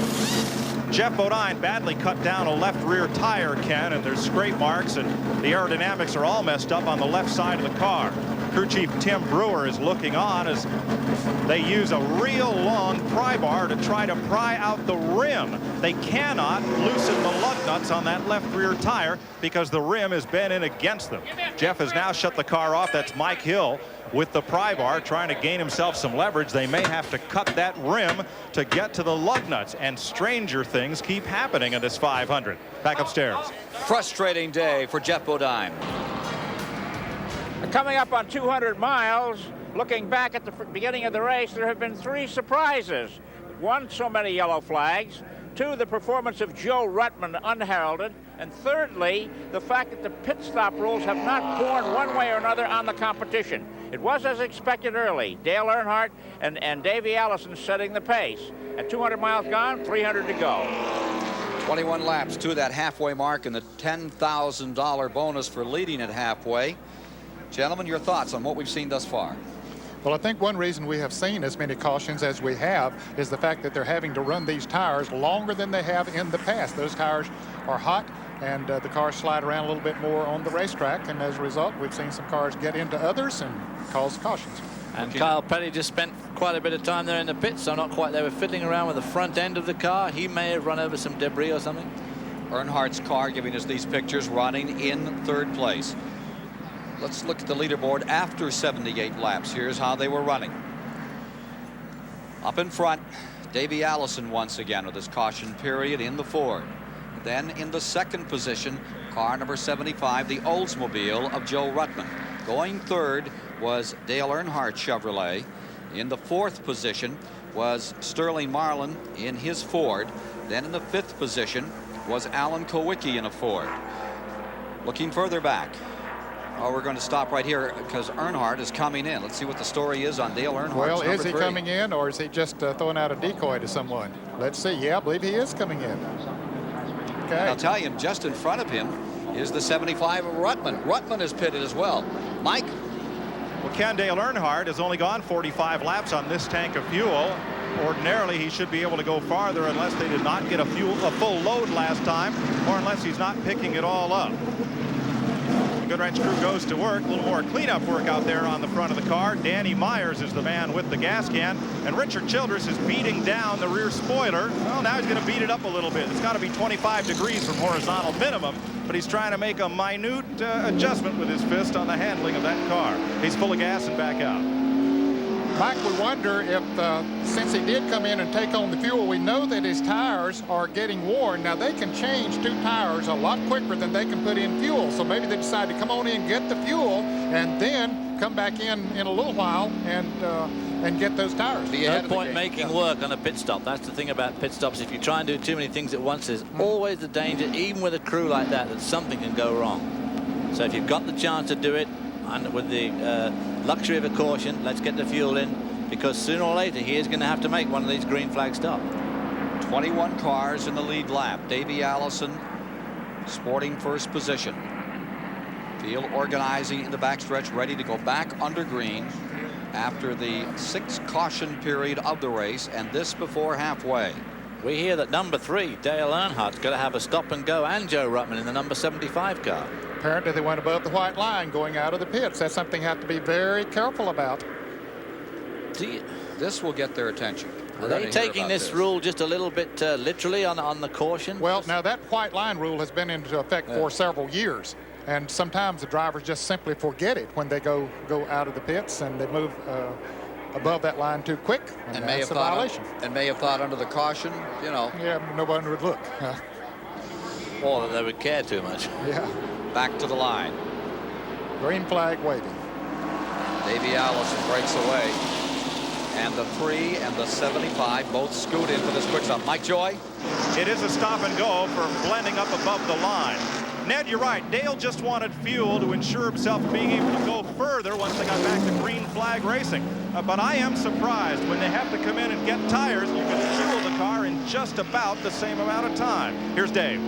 And that may change the strategy here in Davey Allison's pit, because their crewman, Joey Knuckles, up there on the wall said, well, we're going to come in with our old buddy Earnhardt. They wanted to maintain that draft up front. When Earnhardt came for his tires, so too would Davey Allison. Now, with that draft broken anyway, they're making the decision when to come. And I got a feeling they're going to come quick because they need those tires very badly. I don't know, Dave. I don't think they can afford to come in now. They'd go a lap down if they came into the pits now. They need to hope there's a caution here pretty early and then come in quickly after the next green flag situation. It is an immense interval between the 19 cars up in that lead draft in the lead lap and the 2 cars way out back now. Here you see the leaders with Davey Allison first, Sterling Marlin second, and Alan Kowicki third. Number 11 back on pit road, running well down now. And Ken, he came into the pits while the pits were actually closed. So. Well, now, of course, Dale Earnhardt and Joey Ruttman have really got to get their act together now and just hunker down and just pull us back as much as they can in a dual draft to catch up with that lead group. Okay, the Blues can come into the pits now. We see Harry Gant and Dale Jarrett coming into the pits, and they were both designated as odd numbered car, not odd numbered cars, but those two happen to be that way. But anyway, they are wearing the blue. There you see Jeff Bodine, and there's Dale Jarrett, and then down farther pit road is Harry Gant. Both of them taking on right side tires and a tank of fuel. They're going to have to hurry to stay in the lead lap. There you see those leaders with Davey Allison's Ford up in front. Sterling Marlin in the second spot. Alan Kowicki's number 7 reported in 30 of some lap cars in between. Dave Despain. And here in Davey Allison's pit, we've seen the first sign of the confusion over this rule. Ned, they do want to get in here. They say they're coming in 4 laps, but they've been frantically looking if we can come around at this chart, which tells them the last time there was a pit stop. They are counting. Now, is it blue? Is it orange when we can come in? And what they have determined is we're going to go 4 laps. That way we know we're okay. But they are saying, at least, they're going to bring Davey in. Now, what they say and what they do, well, we'll wait and see. Dave, I misunderstood. I thought you were talking about Dale Earnhardt. Yeah, Davey, maybe so. He's up front. He could perhaps stay in the lead lap by coming in. I'm sorry, I misunderstood who you were talking about there a moment ago. Lap car behind them, the Mark Martin car, which had put up a stout challenge in the early going. Now here comes Allison dropping to the bottom. Looks like he's on his way for pit road. Davey Allison coming down. And this will put Sterling Marlin in front for the first time today in the 500. Marlin takes the lead. Sterling Marlin, the Junior Johnson car, lap 85. He takes over. With Davey Allison on pit road, here's Dave. It is a right side tire change. That is as expected. This will be the norm in Winston Cup racing. Now there will be a right side chassis adjustment as well. And they were in and out of there in a hurry. 14-3 on the Allison team. They got a quick chassis adjustment on the right, and most critically, they got those right side tires. Dave, they had some strategy. It was planned that Alan Kowicki and Davey Allison would come down pit road together and hopefully get back out together so that they could draft. Well, Allison beat Alan Kowicki out of the pits by a pretty good margin, so now he'll probably be out there by himself with no one to draft with.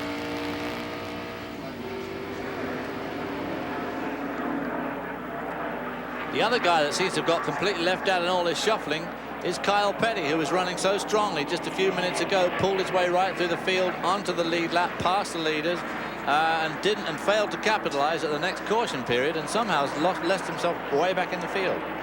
Here's car number 9, Bill Elliott in another time. Directly behind him, Dick Trickle. There is your leader. Right behind him is the car number 12, being reported a lap down, Hut Strickland. The second place car is 17, Waltrip. Darrell Waltrip now owns his own team.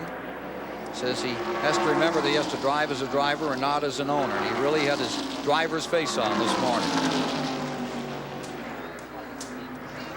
After 88 of 200 laps, here's how they were running. Marlin first, Waltrip second, Petty third, Mast fourth, and Bobby Hamilton, the rookie from Nashville, in fifth. But my, how things can change in just a couple of laps. For now, Sterling Marlin is on pit road. Darrell Waltrip has already pulled onto pit road. And Rick Mast has taken over the lead. Rick Mast in car number 1. 19-second stop here on car number 22 has found himself first place.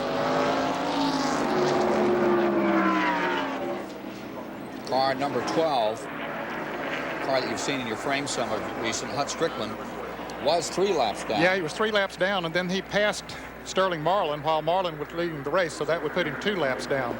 As we see Dale Earnhardt, they're still in the lead lap, but yet to make a pit stop. And here is the car number 12 of Hut Strickland running right in front of the leader, Rick Mast. Remember that Rick Mast in 1989 finished 6th here in his first Daytona 500 ride for Travis Carter. Gave it a great run around Jimmy Sauter as they go down into turn number 3. It looked like Mast wanted to move on the outside, trying to move on the outside to put him 3 laps down again. Let's go to the pits and Dave Despain.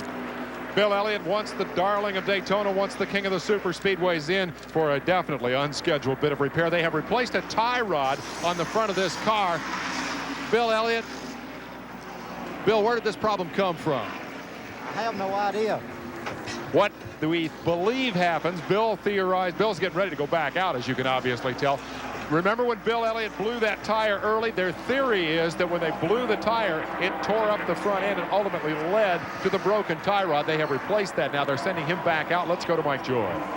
Dave, there was good reason for Dale Earnhardt's pit stop under caution. Let's assume my notebook is the fuel cell. The fuel pickup is down here in the right rear corner, so that when the car goes up into the banking, the force sends the fuel to the pickup in the right rear corner. Well, under caution, you don't have that cornering force. You're only going 70, so the fuel goes down to the left rear corner of that fuel cell. Dale was afraid he wouldn't have enough fuel to get to the carburetor to take off on the restop, so he stopped under caution. Now, what they're trying to do is find a partner, somebody who is running somewhere near Earnhardt, to come in and get tires at the same time he does, so when he goes back out, he's not trying to push through the wind all by himself. Remember that Dale Earnhardt is being shown back from those leaders. We have him in 7th spot at the present time. Here's Mast in car number 1. He is leading. Jackson Brothers car looking very strong now as we move toward halfway. 93 laps are complete. You see the number 1 there. Now the interval back to the 2nd place car. This Kyle Petty in the right of the screen. The Dick Trickle car, number 66, is a lap down. He made his green flag pit stop and went a lap down. Kyle Petty running in 2nd place. Biggest lead we've seen by anyone today. Rick Mast currently has. That's what green flag pit stops will do for you. It'll scatter the field out. There's Ricky Rudd, running car 3rd. Number 5.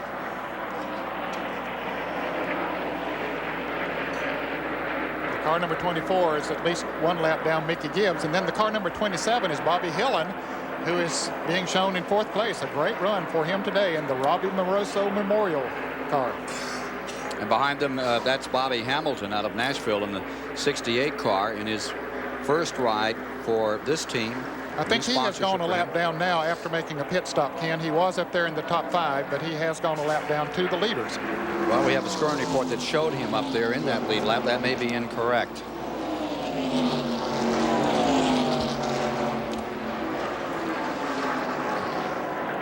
There's the Robbie Gordon car, who is being shown in the 5th position in his first Daytona 500. Ken Schrader, who is many laps down. Dale Earnhardt and Troy Ruttman are running just about 20 seconds behind the leaders.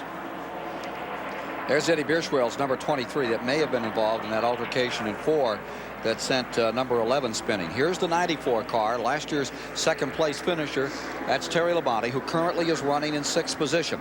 Behind them, here you see the 19 car, Chad Little out of Spanaway, Washington, and he is running a lap down on the field as we give you an idea of where they're positioned around the track. And it's a pretty far piece back to the next car. You see a lot of racetrack there. before we come into the cars of Dale Earnhardt and Joe Ruttman. They're doing a copybook job there. Absolutely tied together. They're shown in 7th and 8th position. Earnhardt 7th, Joe Ruttman 8th. And they are, in fact, pulling in. Well, on that lap, they pulled back nearly a full second. So if they can keep that up, well, in 18 laps, they'll be up with the leaders again. Yep. Davey Allison back in 9th position. 96 laps complete, moving toward halfway. Here's Phil Barkdahl still out there running, even though he has had a couple of spins. He's running several laps down after that big spin that he had. Kyle Petty has caught. That's Kyle Petty in the right of your screen. Dick Trickle, car number 66, trying to get his lap back. Race summary as we move toward the halfway mark. 6 leaders. Lead changes 11. Average speed, a slow 138-mile-an-hour clip with 6 cautions, bringing that speed down for 28 laps to a caution car condition.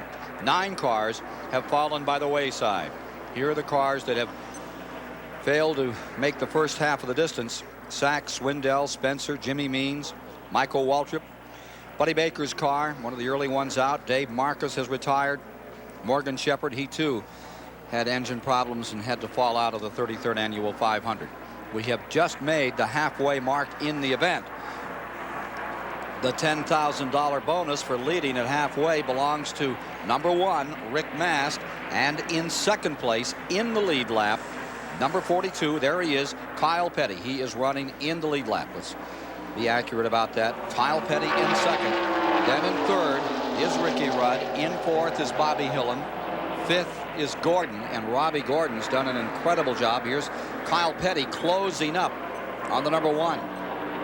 Battle for the lead building. Robbie Gordon, the off-road racer from Los Angeles, California, staying in the top 10, currently 5th. Ooh. Almost touching Hut Strickland, as Rick Mast has been drafting him at every opportunity. Strickland has been running low on the racetrack, and Mast will go down behind him to pick up that draft. But he sees Kyle Petty back there in his rearview mirror now. He would like to be able to draft away from Kyle, but don't look like that's going to happen. Now Strickland moves down to the inside. Looks like he'll let the leaders go. Robbie Gordon, of course, qualified 35th for this race and really hasn't been much of a factor, but by good pit stops through his very experienced car owner, Junie Dunleavy, they have managed to pull themselves right up there into 5th position. Here's Dave Despain. Kyle Petty missed that $10,000 halfway bonus by about 3 car lengths. This despite the fact that on that long yellow just before halfway, he made not 1 but 2 pit stops. They had to repair some damage to the front end. They got that handled. The car is obviously still fast. Donnie Richardson is serving as crew chief on the car today. Gary Nelson is up topside. What was that second pit stop about, Donnie? Well, we just noticed, we come in for the gas mainly, just under the cautions, and happened to notice there's a piece of metal sticking out of the front end. So made a second pit stop just to cure that problem, because we were afraid that the nose might crack a little further, start flapping loose, and cause further damage to us later. There was a communication breakdown that brought him in one more time, though. What was that about? Well, then, leaving the pit road, NASCAR, with their new pit rules and the safety, the 19 car happened to pass us on the outside and went above the white line. They communicated, miscommunicated with us and the 19 car who went above the white line. So we thought we were getting a stop and go penalty, and as it turned out we weren't. So he come into pit road, and it was too late for me to stop him, and I just waved him on by as he come down the pit road. So he took a stop and go he didn't need. We'll go down pit road to Mike Joy. Richard Jackson is $10,000 richer. His driver Rick Mast will get part of that for leading at halfway. Now what? Well, we're trying to figure the strategy for the rest of the race. We've got 2 more stops we've got to make, and we've got to get tires at least one of those times. When do you think that'll be? How long can you go on tires? Well, we'd like to change tires in maybe 20 more laps. Okay, he and crew chief Bob Johnson noodling it out. Again, with these new pit rules, nobody's really quite sure when they want to stop. Here you see Kyle Petty out in front and Rick Mast in the number 1. Rick Mast is an incredible story. His father-in-law is A.K. Dillard, great promoter and car builder on short tracks up in Virginia. and he's his father-in-law. And those two had made a pretty good combination, won a lot of races over a lot of years. They finally put together a car to go asphalt racing. This year, of course, Rick Mast has left the family and is racing for another family, the Jackson brothers. They have 2 cars here. Richard in control of the number 1. His brother Leo, the number 33 car that's being driven by Harry Gant today. Rick Mast making an outstanding run. Back with you at Daytona after 106 laps completed. And the leader, Kyle Petty in car number 42. Pontiac up in front. Second spot is Rick Mast in car number 1, the Oldsmobile. Then in the 3rd position is Ricky Rudd in the Hendrick Chevrolet.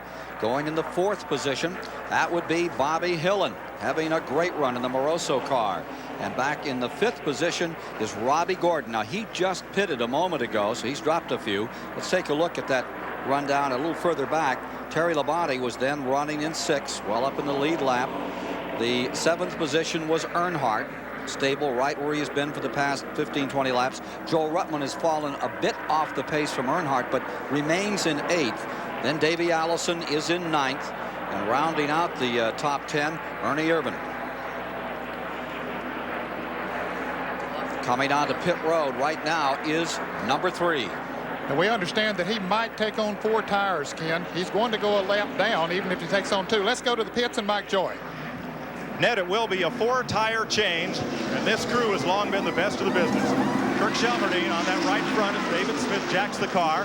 Hank Jones carrying tires around to the right side. Scott Kluka's already loosening up the left side lug nuts. They'll be off by the time Smith gets the jack around and that side of the car up. Right sides are done.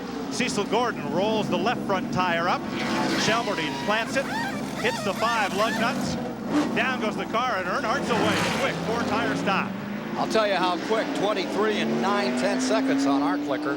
Good pit stop. Now, of course, he has gone a lap down, but those 4 tires should really let him run a good, maybe a second or second and a half faster per lap than he has been running. And that stop was made at lap 111. Now he needs to run a good second a lap quicker than he was running, because he was already losing half a second to the leader. So, but now he's a lap down, so he wants to try and get back with those guys on the track and then pray for yellow. Leader Kyle Petty. Now Kyle Petty starting to pull away a little bit from Rick Mast in the number 1 car there. And he's coming up on his dad, Richard Petty, which would put Richard a lap down. Just in case he does pass him, Richard currently running in the 14th position. STP in-car camera giving us these pictures from Richard Petty's car number 43, which has come off the pace. He's back in 14th position. You can see him moving his head around. That camera is on his helmet. See Dick Trickle going by on the inside. There's Hut Strickland going by on the inside. Kyle's could be pretty close behind those 2 cars. And you can see how much moving around his head is doing inside that car. And you can see exactly where Richard Petty is looking. There's his son Kyle going through. Yep, putting Richard a lap down. Dick Trickle in that 66 car, although he's down a bit, has been going very well the last few laps, hanging right onto that lead group. Yes, he came in, changed tires, got a lap down. Now he has unlapped himself, and here goes Rick Mast, the car number 1 around Richard Petty. 27 on to pit road. Hillen was running 4th. And you know, Ken, you mentioned that Earnhardt came in at 111 laps, and I think this is the first tire change for Ricky Rudd, for Bobby Hillen as well. So that means that they can go the rest of the way as far as tires are concerned, because they've already gone past the halfway point. Kowicki going a lap down in car number 7 as Kyle Petty continues to put it on him. The First Brands people gave Richard Petty a $1 million annuity here in the course of Speed Weeks. Take a look at this running order after 100 laps with all the competitors in it. And Kyle was saying the other day that he would be willing to do everything he could to help his father in this race, block for him, do whatever needed to be done. As he knew he was the heir apparent. Because to get his hands on the remainder of the million. Right. Exactly. This kid's no fool. Here's Richard away. Tire 14-second stop, Ned. Good pit stop, taking on left side tires this time. Reaches up, puts his goggles back in place.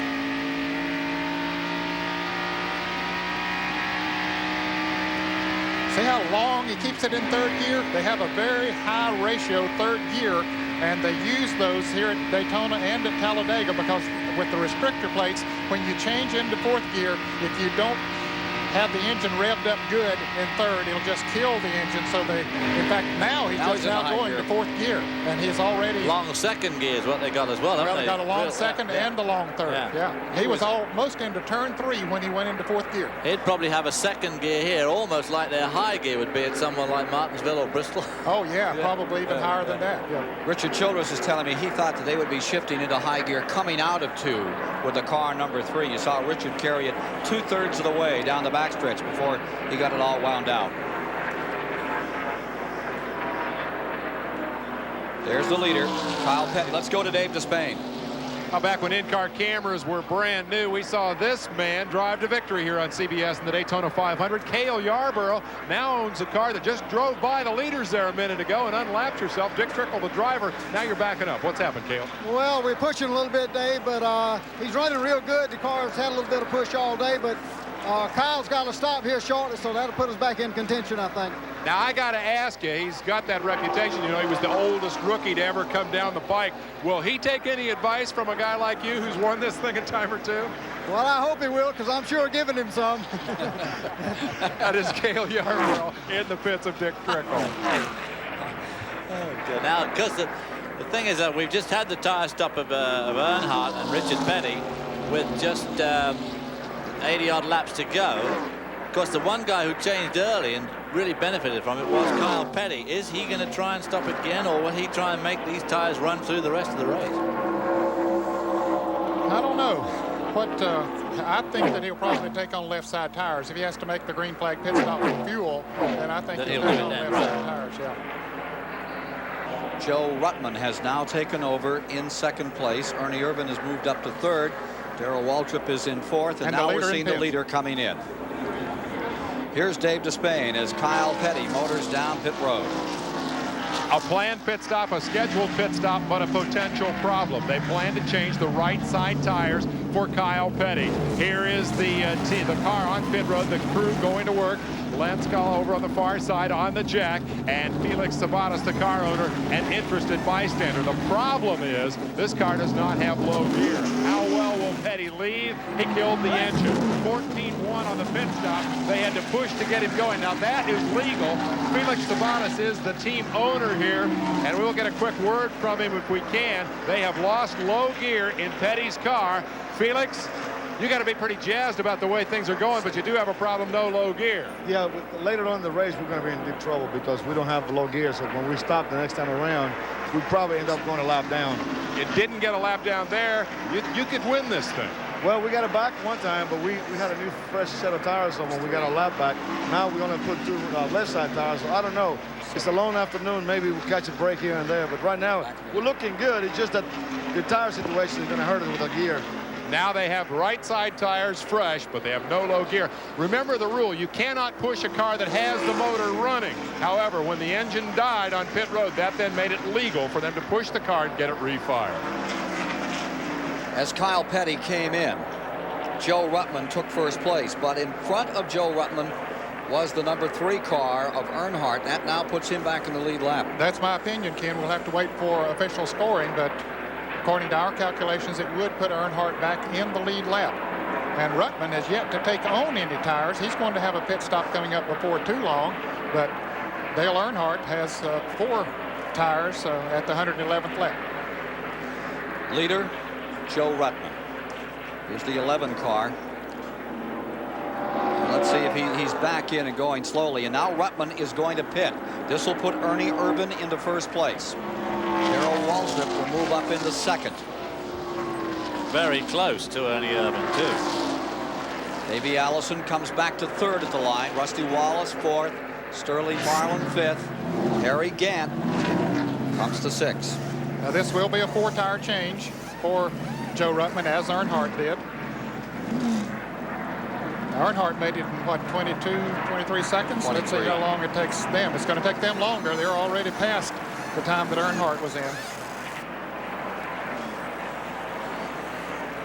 And fact, Earnhardt goes across the start-finish line, and Ruttman just now coming out of the pit, so he's going to be at least a third of a lap behind Earnhardt once he gets up to speed. Joe Ruttman is giving up first place. They're the leaders. Ernie Irvan in first. Darrell Waltrip now second. Davey Allison to third. So it's Chevy, Ford, Pontiac, Ford in the top 5 positions. Ernie Irvan's number 4, which started outside of the front row today, getting the lead for the first time. And then got penalized by a stop-and-go penalty. Was about 2/3 of a lap behind at one time. Then the cautions helped him to catch up, and has made good pit stops as he moves around Terry Labonte and Joe Ruttman as they try to get their speed back up. With 127 of 200 laps complete in the Daytona 500, Ernie Irvan has the lead. Second spot belongs to Darrell Waltrip coming along, the '89 winner. Then in third is Davey Allison, who started on the pole. The 4th position is Rusty Wallace in the new Roger Penske team Pontiac. Then in the 5th spot, Sterling Marlin's number 22, the Junior Johnson Ford. The 6th position is Harry Gant. Running in the 7th position, Kyle Petty. Going 8th on the field is Dale Jarrett in the Wood Brothers number 21 Ford. In 9th is Dick Trickle for Cale Yarborough. And then Rick Maston number 1. Mike Joy with this update. Davey Allison, bit of brake smoke pouring from that left front as the crew goes to work changing 4 tires. Devin Barbie, the front tire changer. Eric Horn on the right rear. Joey Knuckles already had those lugs loose on the left side on the back. A little slow there with the front. Now that tire's in place. Roman Koshimuzu has a second can of gas in. They are done. He is down and away. 26, almost 27 seconds on Davey Allison as he gets back out here in that Ford Thunderbird that qualified at nearly 196 miles an hour. The STP race cam carrying us down into turn number 1. Car number 3 at this point stays as fast as anything on the track. The leader's going around at, this is the leader, Ernie Irvan at 188, and Earnhardt still running laps at 191. Ken, I'm sure that Davey Allison's crew and many others down there have had the stopwatch on Dale Earnhardt. Since he put those 4 new tires on, he has gained more than 20 seconds on the front runners. So they saw what the 4 tires did for him. So Davey Allison said, hey, I need 4 tires on this thing. Mike Joy. Alan Kulwicki getting a little service here with military precision as they put right side tires on his Thunderbird. The effort's dedicated to the U.S. Army today. Little chassis adjustment, 1 whole round taken out of the left rear. Getting that second can of gas in, and crew chief Paul Andrews tipping up the spoiler just a little bit for more downforce on the rear. This pit stop a little slower than the ones we saw earlier. Done now on the left front, but they're a little slow on the left rear. Had to wait for the fueling to be done, and he's going to get the penalty. Kulwicki in the penalty box, gets the 15 seconds, and now he's away. Well, Mike, keep your eyes open. We understand the leader, Ernie Irvan, will be coming in 1 more lap, and he too will get 4 tires on his Chevrolet. As a matter of fact, it looks like he's slowing coming off of turn 4 now, and Ernie Irvan will be headed towards the pits. Ernie Irvan was just about half a minute in front of Dale Earnhardt, so it'll be interesting to see if he can, well, he won't be able to stay in front, that's for sure. As Ernie Irvan comes in, this will move Waltrip, number 17, into the lead. Sterling Marlin will go to second. Rusty Wallace to third. Kyle Petty to fourth. Rick Mast will come up into the 5th spot. Earnhardt was running back in 10th. This will put him into 9th. Here's Dave Despain. This is a team that has not had as much talk about it this week as perhaps it has deserved.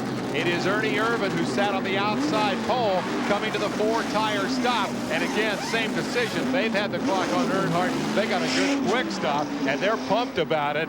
24.8 seconds to stop as they go to 4 tires on Ernie Irvan, the lead automobile. The crew chief on this car is Tony Glover, and we'll try to get a word with Tony. But consider this team has never raced at Daytona with a Chevrolet in the 500. They've never raced with radial tires. They crashed here last July when the radials were used, and it's a brand new driver, and yet here they are leading the 500, and Tony Glover's pretty jazzed about it. Let's talk to him. Tony, you got to be pretty excited about where you stand right now. Yeah, right now everything's going pretty good for us. hopefully we won't get another caution, and if we don't, I think we might have things looking our way. You got the rhythm of the race coming to you. What do you think about this pit rule? It seems to be working your way right now. Well, so far I think we've ran 130 laps, and I've aged 3 years, so I don't know. He doesn't know if he likes it, but for the moment, it appears to be very successful. Running well, Ernie Irvin and the Morgan McClure team. 17 cars in the lead lap. Car number 17 leading the 500, the 89 winner, Darrell Waltrip. There you see him in the lead going down into turn number 1. And this is a team that really came into the season. That's the first time that he's owned his own team in Winston Cup racing.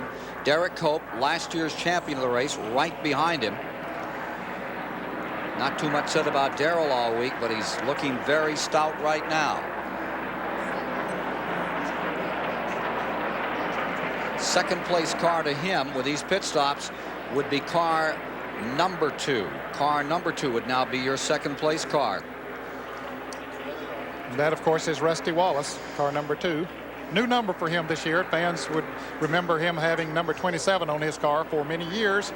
But a new team, new number. Car 22 that had been in second place, Marlin in, and now the number 2 takes over. And here you see coming down the number 26 car. Brett Bodine's machine still hanging in here after he had a wild experience right where he crashed out of turn 4 back on Thursday. And the car get loose on him again today. Darrell Waltrip running just about 6 seconds in front of the car that is number 2 on the track behind him, which, as you've already said, is Rusty Wallace in the Pontiac number 2. Roger Penske making a return to NASCAR racing. Darrell Waltrip won this race before. Took him a long time to win it, like Dale Earnhardt. I guess he thought he was never going to win it, and of course finally he managed to pull it off. And 17 years it took him to win that first one. Well, closing up on Robbie Gordon to try to put the Ford driver a lap down is Darrell Waltrip. 140 of 200 laps are complete. Darrell Waltrip is in command of the Daytona 500. And here is Sterling Marlin, who had been running in third place, now bringing his car onto pit road, and the number 2 car of Rusty Wallace that had been running second also pitting. So both the 2 and the 22 are in at the same time. Must be they intend to get back together. Great pit stop, 12 and 7/10 seconds, Ned. Yes, a great pit stop, and Rusty Wallace made a 15-second pit stop, so they do go out pretty well together. Looks like Sterling Marlin will beat him out. Rusty might not be able to pick up his draft, but here is the leader, Darrell Waltrip. Just in front, Derek Cope, Ned, and he's made up a lap. He's now back in the lead lap, giving us 18 machines in the lead lap. Yeah, he would like to see a caution now, so that he could go all the way around the track and catch back up again. Chad Little's car out back. Here's the 17.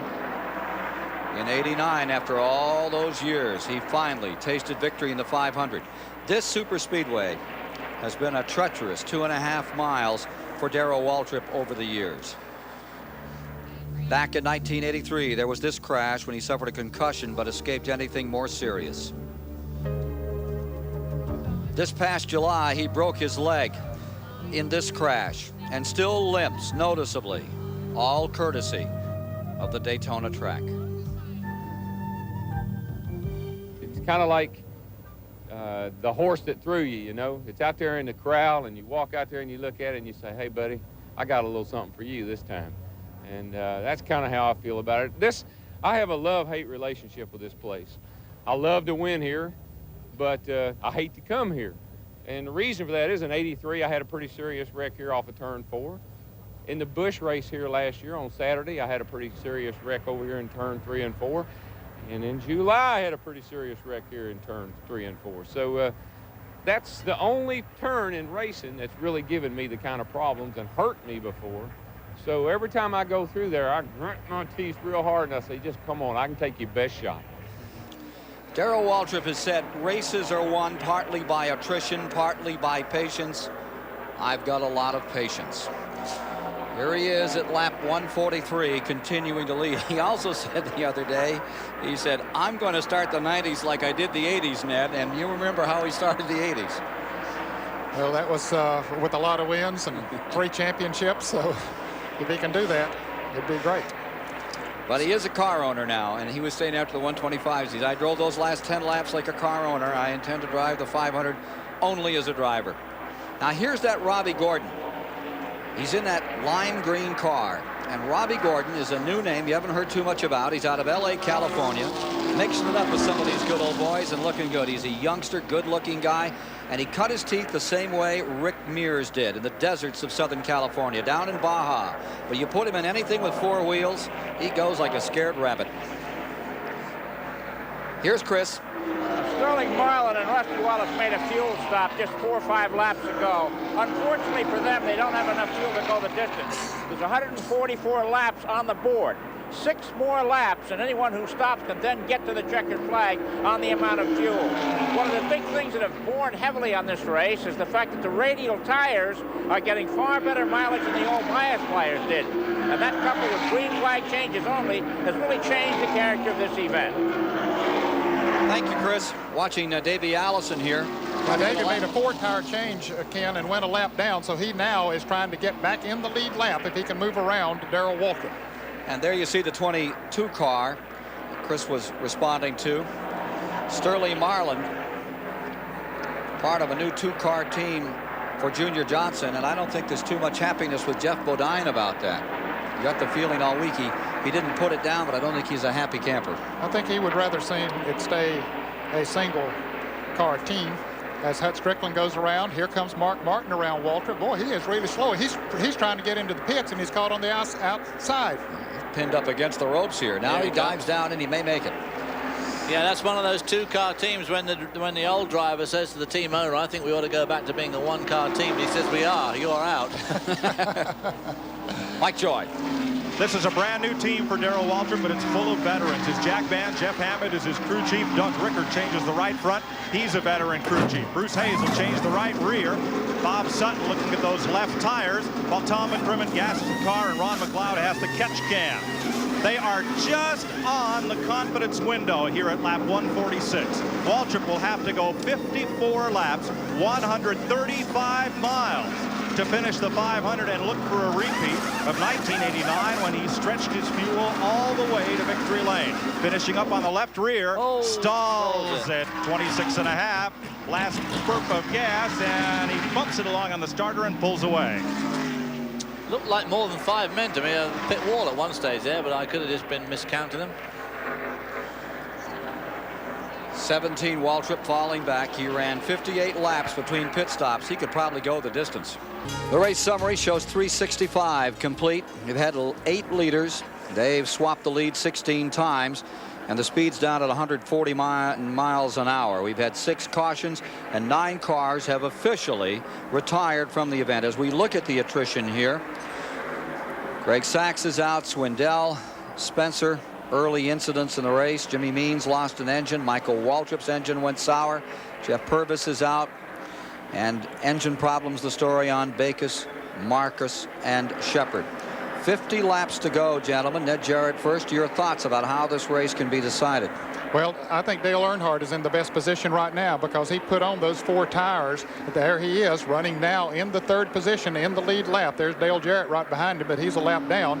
And he does have to stop one more time for fuel, but if a caution should come out, you know, he can do that and no more problems to go the rest of the way. However, Kyle Petty is the man out front at the moment. But if there's not a caution, Waltrip looks better by the moment.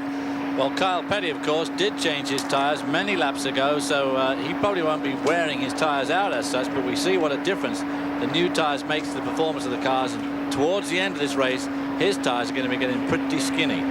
Kyle Petty staying first. Rick Mast is second. Dale Earnhardt is up to third. Ricky Rudd is fourth. Ernie Irvin fifth. Bobby Hillin sixth. Let's get an opinion from Ned Jarrett on the new pit procedure. How do you feel about it? Well, to me, it's making some confusion for the fans in the race. It's making confusion to some degree, Ken. However, we've had the long green flag run here, and that's not any different than in the past. But what has happened, if they had been able to change tires during the early caution periods, we would have seen the cars running much closer together. I think that it has spread the field out. It's done the one thing it was supposed to do. It's been a harmless pit road all day. And I really feel that by July, NASCAR is going to get a computer setup going, and this will be just a brief moment in history, and it will be something we'll be talking about. David, your thoughts?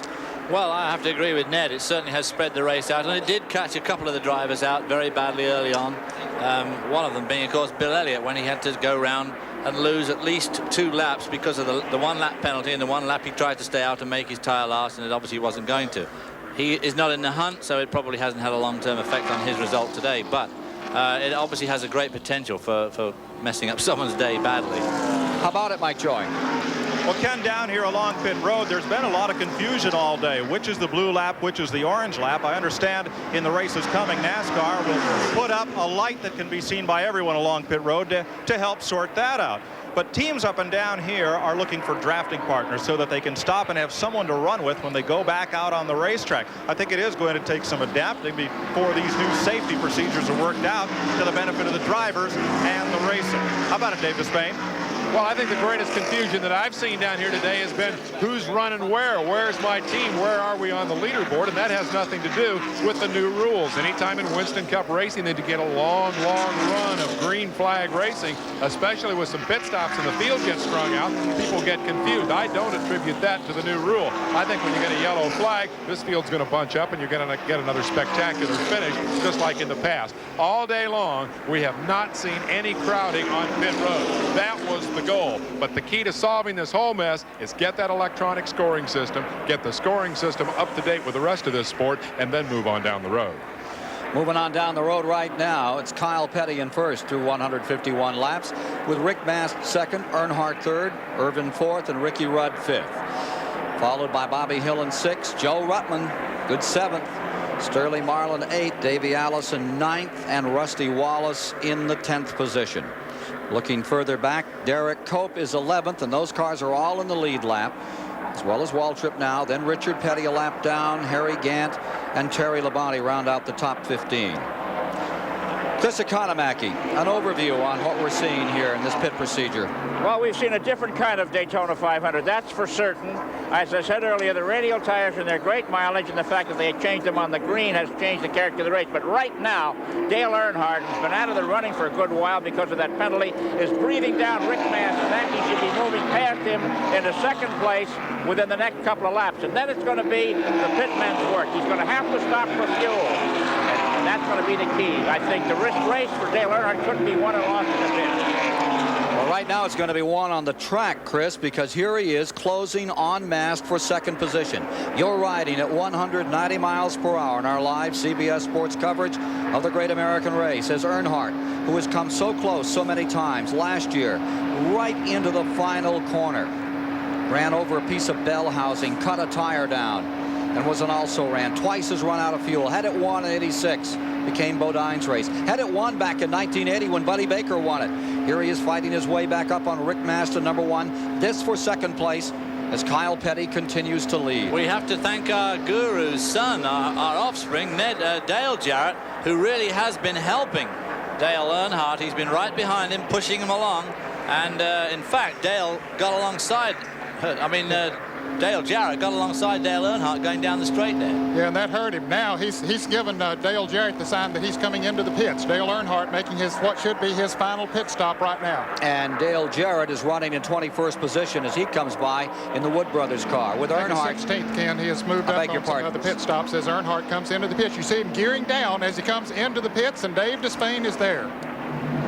All week long, the conversation, can anybody beat Dale Earnhardt? Now the somewhat battered left front of that Chevrolet very much in view here as the pit stop, the final pit stop of the race for Dale Earnhardt will include a right side tire change, and they jam the fuel in. Now they'll come to the left side. No, they will just do the right. 15 seconds, 15.3 seconds for Dale Earnhardt. Let's quickly check with Kirk Shelmerdine, crew chief on the car. They're doing their cleanup after the stop. Kirk, you got a good clean stop. Question is now, can you catch him and get to the front? Depends on what the other cars have to do. I think a lot of them have to stop. A couple of them don't. So it just depends on whether we can catch them or not. Back with you once again at the Daytona International Speedway with 161 laps now complete. Kyle Petty seeking his first Daytona 500 win. Here's car number 27, Bobby Hillin Jr. on pit road. Dave Despain. Jeff Bodine has just been lifted from the number 11 car, which was wheeled behind the pit wall after an extended pit stop. And Bodine appears to have been overcome by heat or perhaps exhaustion here. We'll check with team spokesman Bob Latford. What's up with you? The fumes were coming into the car from the damage there on the back. It just got to him and he couldn't take it anymore. He pulled it in rather than stay out the track and be a hazard. The problem began with the damage to the car, which you can probably see on the left side. That penetrated the driver compartment. Let's see if Jeff's up to talking. Jeff Bodine is not feeling very well, and I'm not going to stick the microphone in there. Let's go to Mike Joy instead. Well, let's talk to another Jeff Hammond. He's Darrell Waltrip's longtime crew chief, new team, and Waltrip is in a familiar spot, playing the gas mileage game right to the nth degree. What makes you think that's going to be the winning strategy here? Mike, there's no guarantee on anything right now, but I figured that we had to kind of like try to run our own race, and that's what we talked about earlier, was if we could get where we could make 2 or 3 stops. That's what we want to try to do. Everybody else is looking for dance partners and trying to get in and get out. We just finally decided, hey, we need to run our own race. And there was enough cars strung out all of this racetrack. Hopefully we'll be able to get the right people at the right time. If we don't get a caution, I think we're in pretty good shape. If the caution comes out, he catches up. Some of these other cars go in and get fuel. Will you stay on the track for position? Well, that's why I say we're in pretty good position. Either way it does go. If it goes green, it might be a little easier. But if it does, caution does come out, we'll just, we'll be in pretty good track position overall. And some of these other guys will have to stop anyway. So, hopefully it'll pay off for us. He's played this track position gas mileage game before and won. Meanwhile, Kyle Petty at number 42 continues to lead. Kyle Petty has led the most laps thus far. He's up to 48 laps that he's commanded this event. Ernie Irvan now stays in second place. Joe Ruttman maintains third. Sterling Marlin's in fourth, and holding fifth, Davey Allison. Taking a look at the second 5 out here. Rusty Wallace 6. And Derek Cope being shown in 7th, with Darrell Waltrip leading some time ago, now in 8th. Dale Earnhardt in 9th, and Rick Mast in 10th. And he's right on the tail end of that lead lap, nip and tuck back there with the 42. In fact, I believe Kyle Petty just went around Rick Mast and put him. No, he didn't. Rick is still up in front of him. So 10 cars on the lead lap. And the fans are wondering about Bill Elliott, 2-time winner of this. He is 12 laps down, currently being shown in 24th position, and Mark Martin is in 23rd position, 6 laps down. Kyle Petty coming in, 42 on pit road. Should be his last pit stop. As they complete lap 169. Kyle Petty is on pit road, and here's Mike. Ken, they're not changing tires because they're betting he's only going to need a tank and a half of gas, and they can't get the tires changed in that time. Richard Bostic was the first can.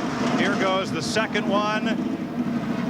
Taking a while, but they want to make sure they get it all. They did. Now, Kyle does not have low gear, so he bumps it along out of the pits, and now he's going, but he's going to lose a lot of time getting back up to speed. Well, that did cost him a lot. Critical pit stop for Kyle Petty. Ken Schrader looks like he's trying to help him. Schrader pushing him along. He is pushing him out, yeah. Trying to get that speed up. Now, did Schrader not overtake him there in the pit lane because of this rule about overtaking the pit lane? Well, the overtaking situation is when they come into the pits. Right. When they go out, they're on their own. But he certainly seemed to stop and wait for him. Ernie Irvan's number 4 now takes the lead, lapping Bobby Hamilton.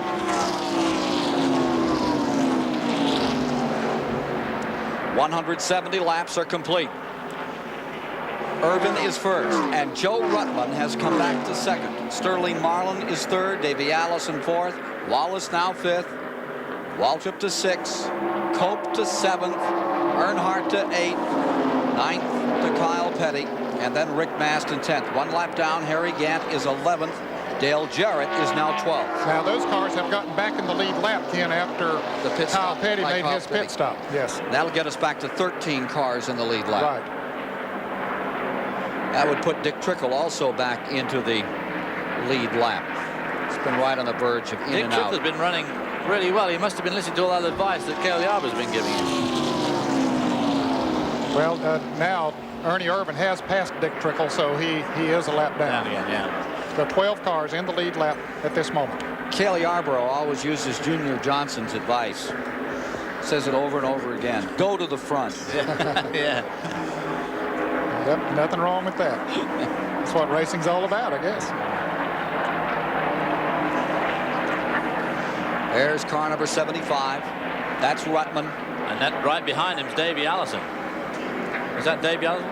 Dave, you saw the interval there, and now you see Ruttman in the second spot, but directly behind that 75. Oh, here's the number 10 car in. Derek Cope, who's been having a terrific run here today. He's minding his own business. Buddy Parrott on the radio, and a 13-second stop gets him out here. Buddy Parrott's the crew chief for Bob Whitcomb, and Bob Whitcomb is wearing his red jacket for car number 10. He wore it out here when they had a drawing to get in the Busch Clash. Then he wore it the day that they drew for the pole. When it came to the 125s, he left the jacket at home. They had a lot of trouble. He's wearing it today. Ernie Irvin's got a 12-second lead at the moment. But it's a real good race for second spot between Ruttman, Marlin, and Davey Allison.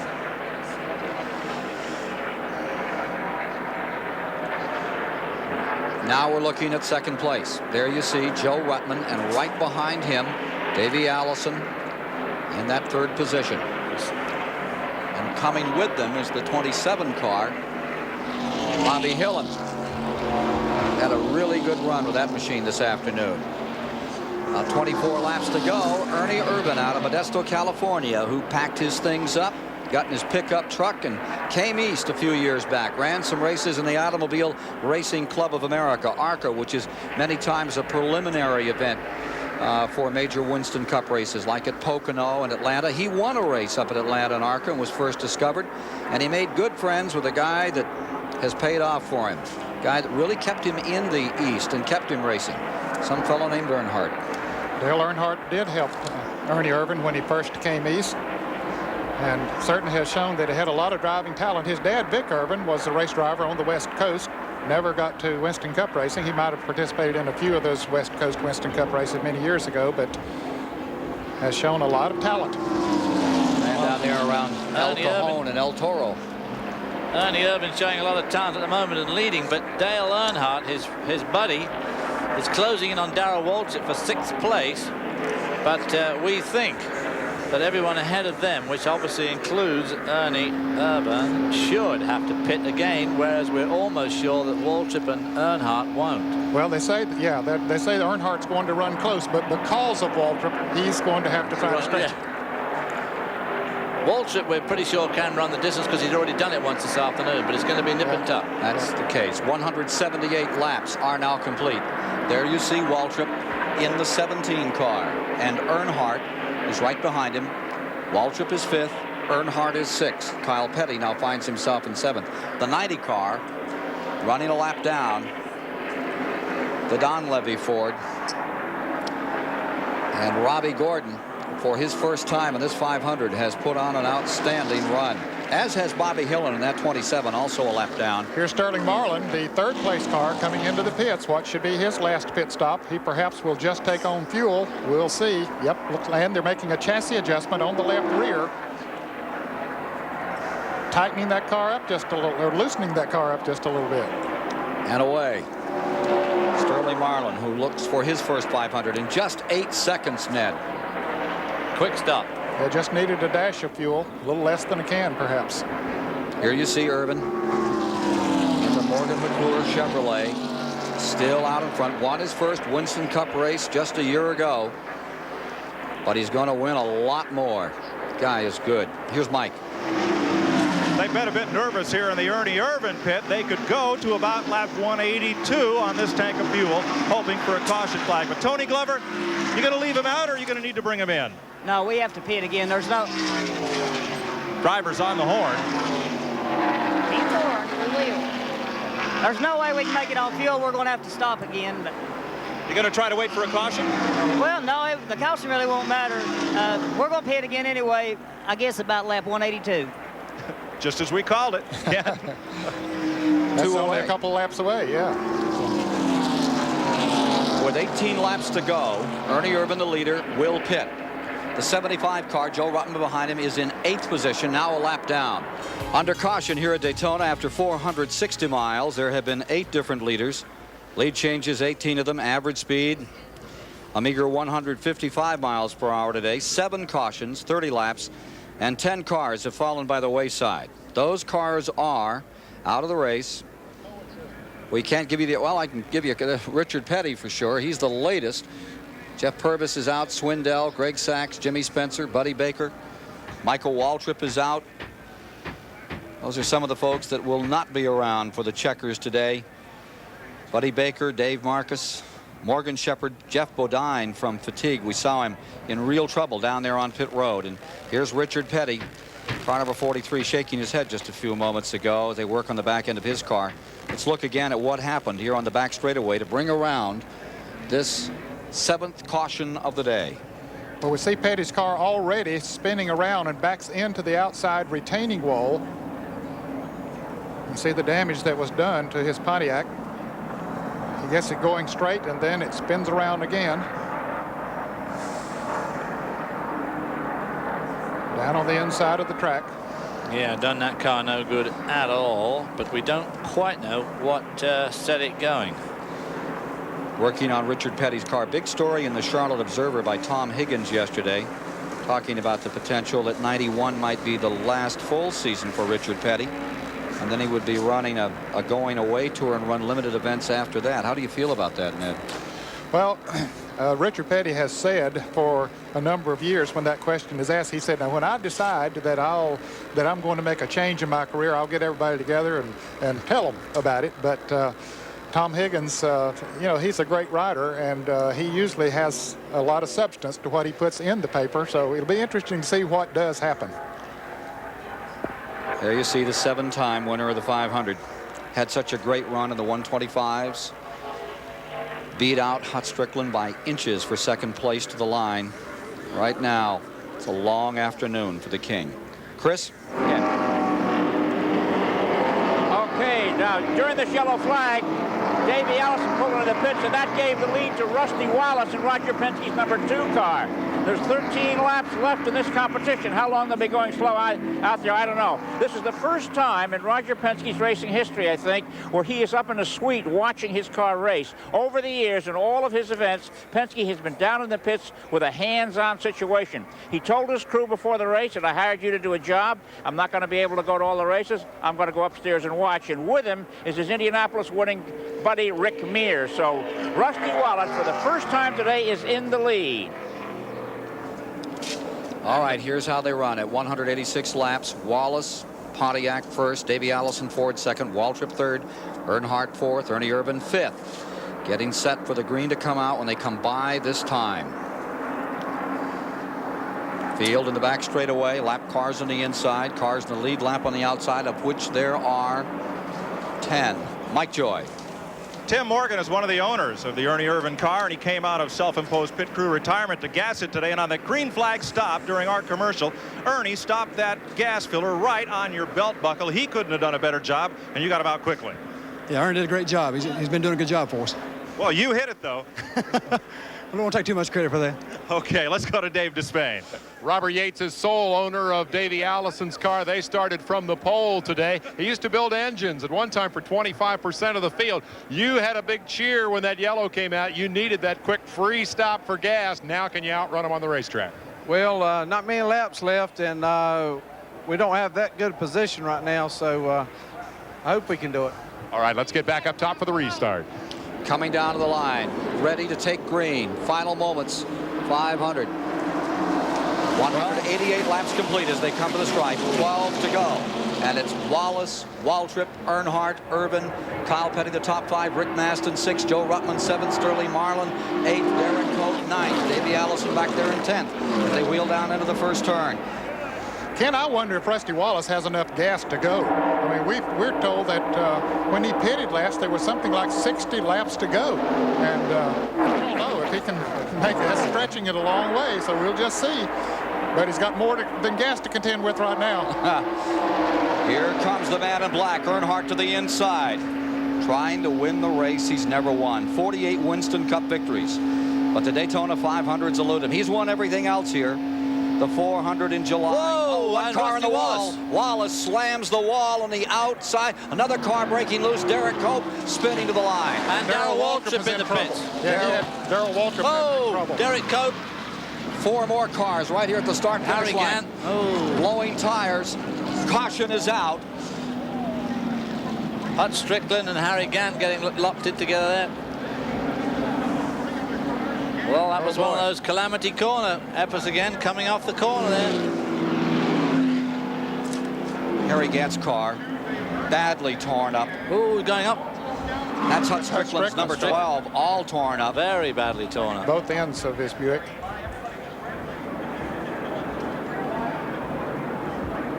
Seven cars involved. And look at Waltrip's car, the 17 in the backstretch. Stevie Waltrip, concerned. They made such a run, you could see him coming right up the middle. Darrell Waltrip has been snake bit again by Daytona. That same corner, the one that he just hates more than any other corner in racing, the same one got him again. Rusty Wallace appeared to start that off, but I think he got nudged into the wall by that clutch of cars as they came round 4. Obviously, as he had said, 13 laps to go. This was all getting pretty desperate. He's a little hot right now. He crawls into the ambulance for the mandatory checkup. He looked at his race car first to be sure that it would not be able to continue. Stevie Waltrip looking down to see when the 17's coming in. It won't be long. He's dropped to the bottom. He's on the apron. When it Pace comes car in, it's waiting for him to bring him down pit road. When it comes in, it won't be going anywhere. All cars coming in. Pace car leading the entire field onto pit lane. Because there's so much debris down here in the main straightaway. Exactly. There's pieces and parts from the start-finish line, and so both pace cars. They're going to stop in pit lane. Are bringing the field in. No, they can't stop because or at least the flagman has the cross flags out, so they can't stop in the pits this time around. If they do, they'll be penalized. Of course, Waltrip might not have any choice. The penalty is if you come in and make a pit stop when the cross flags are out, the red flag with the cross on it is that you would go to the far end of the field, and he's going to probably go back there anyway. When that restart came about, you saw the 17. It looked like Waltrip was really ready to bust out. He moved right to the middle of the track, under the lap cars. Here's Mike Joy. Ken, they're worried about the oil cooler inside that left front fender, which is now all torn away, and making sure that that isn't damaged. Darrell said he did smell a bit of oil smoke, and he's worried they might have hurt the cooler. It is hurt. You can see the tire has been bent up against it by the force of the sheet metal being slammed backward. That's Doug Rickert trying to shear away sheet metal. Jeff Hammond is assessing the damage. If it's leaking, they still might be able to finish the race. Here's Dave. This race will come down to a restart that will decide it all. Remember this, the third place car, Kyle Petty, short of gear. Now that shouldn't be a problem. He's not going to have to stop, but the key to this whole race is going to be who can come up off the corner. Remember that all week that has been a big problem for the number 4 car of Ernie Irvan. Don't be surprised if Dale Earnhardt wins this thing yet. So now Earnhardt is first, Ernie Irvan is second, Kyle Petty is third, Joe Ruttman is fourth. There's Hut Strickland's number 12. We saw him trying to drive it around, thrashing that car that is torn front and back. And they're now trying to get him out of that Bobby Allison car. As you watch these replays. There we see Rusty Wallace really seemed to be all on his own when he set. We'll have to have a look at that again, I'm afraid. The radio is saying he feels he was tagged by Kyle Petty. We need to look again. We need to go back a little bit further than that to see what happened. What happened? Cope, you see, did the Cope's car spun up onto the Strickland car. And then that Harry Gant had nowhere to go, and he ran into Strickland. Bounced him down to the inside. Okay, here we are. There's Kyle Petty down on the inside, the green car. Yep. He might have touched Rusty and just got him attacked around. the front, didn't he? Yep. Took the nose. And he slams hard down to the inside. Rusty Wallace owns what, about 24% of that car, and Don Miller, and majority owner is Roger Penske, but Rusty has a piece of it. Driver's eye view of the whole ghastly schmozzle as it takes place in front of him.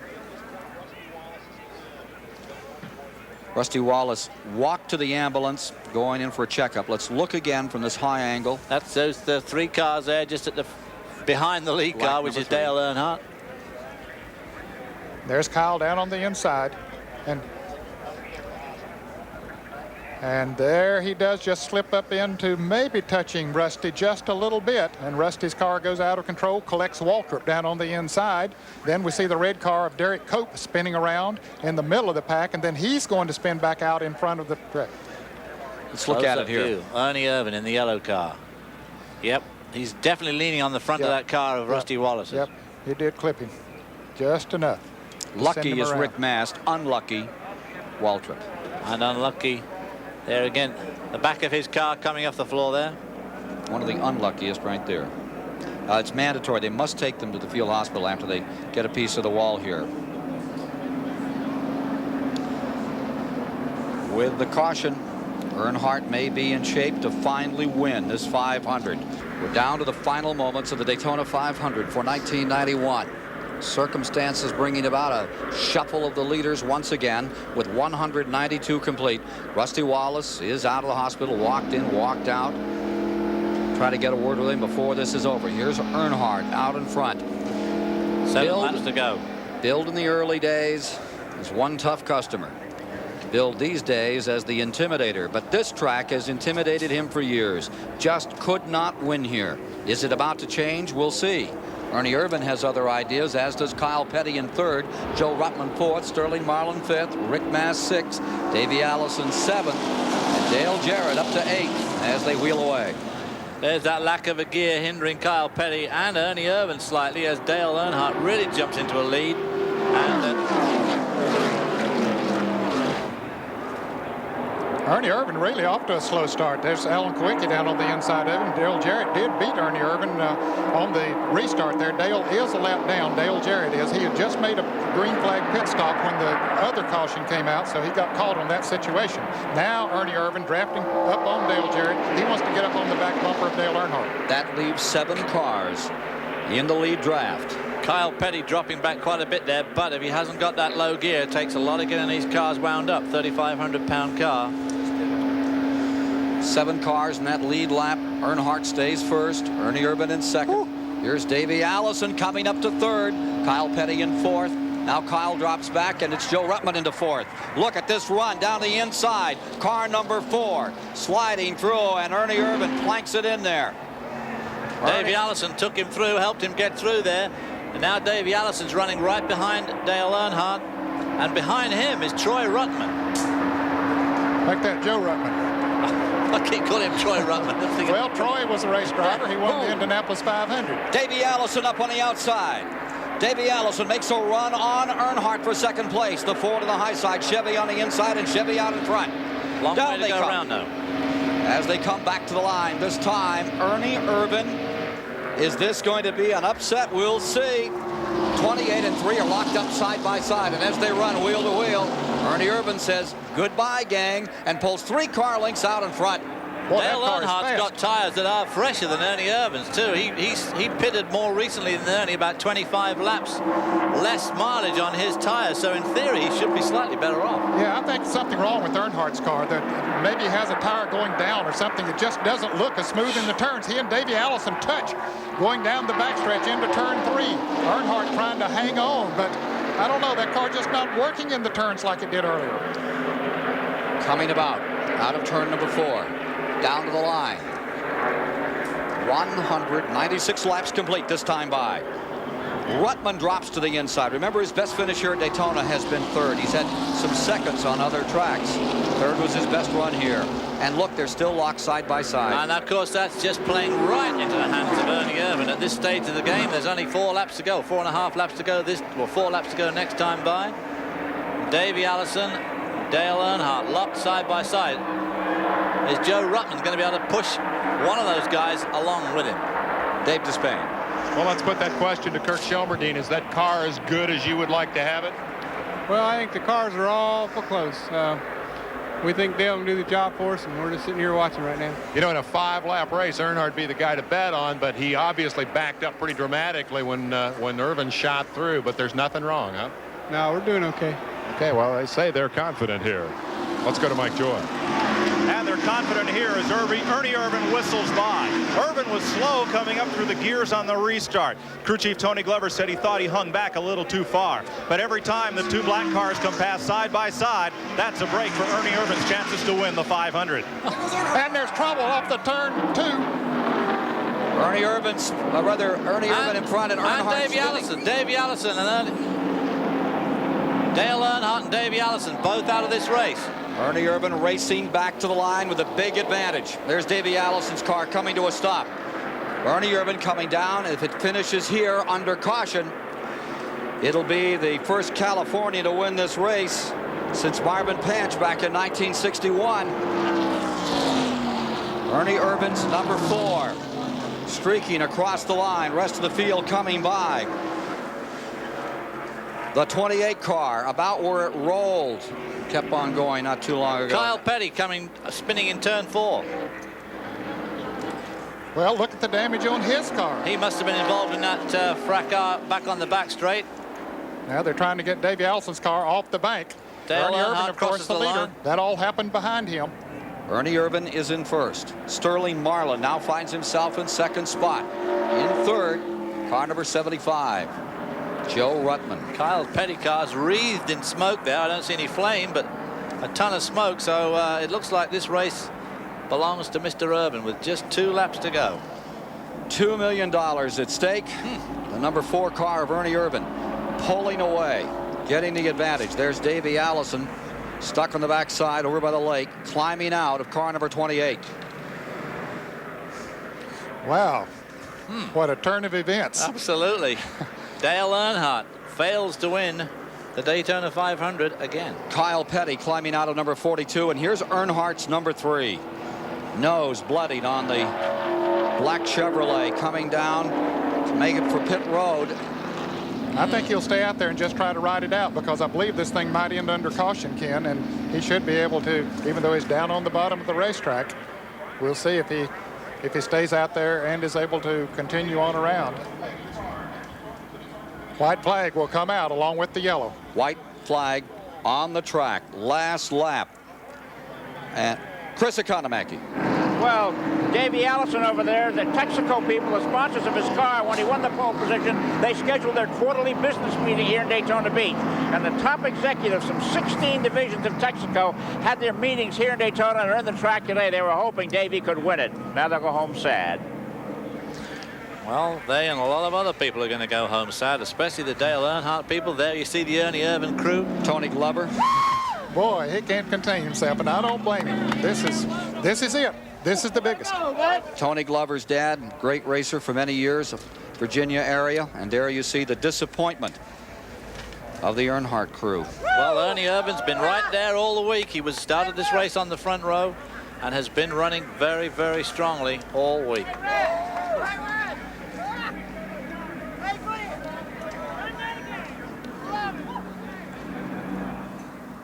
Still trying to get Davey Allison's car off the bank.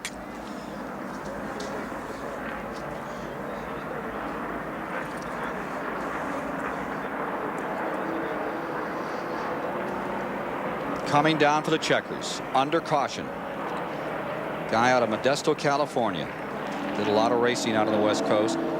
Came over to the East Coast, rode for D.K. Ulrich in '89. Runner-up to Ken Bouchard for Rookie of the Year back in '88. There you see the 22 car, Sterling Marlin. He is in second place. Joe Ruttman's number 75 is in third. And right down on the apron, if you get any chances with anything here, Ernie Irvin brings her around. And the black number 3, Earnhardt, is in 5th position. 6 is Dale Jarrett. Rick Mast is going to finish this race in 4th. Ernie Irvin coming to the line and will win the 33rd annual 500 at about 55 miles an hour. Thank you. Hand out and waving. Irvin in this surprising, unbelievable finish to the 500 as Earnhardt and Allison get tangled up. Kyle Petty on the back straightaway with 3 laps to go. And there's the jubilation. Look again at what happened here. On the inside. Oh, Davey on the outside, Earnhardt down on the inside. Earnhardt's car breaks loose. The rear end of the car they didn't touch before it broke loose, and he gets into Davey just a little bit. Ruttman gets by.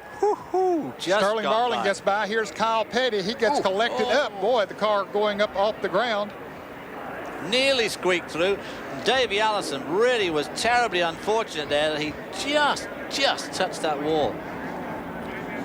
From Earnhardt's view, watch what happens. You see, starting to get loose on him. Hood starts to lift up.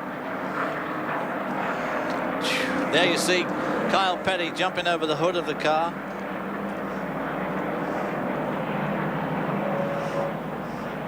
That could have been nasty there with Kyle and Earnhardt. in car of Davey Allison.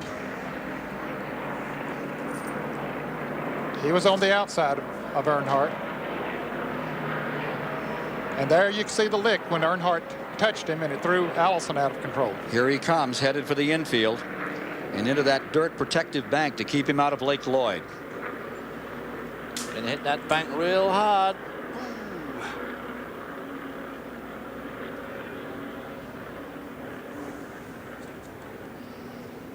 Sad ending for Davey Allison, who had sat outside of the front row. And the 1991 winner of the Daytona 500 is Ernie Irvan, the Morgan McClure Chevrolet.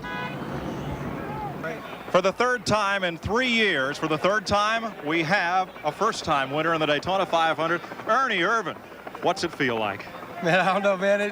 When we come across, I looked in my mirror, saw Dale and Davey get sideways.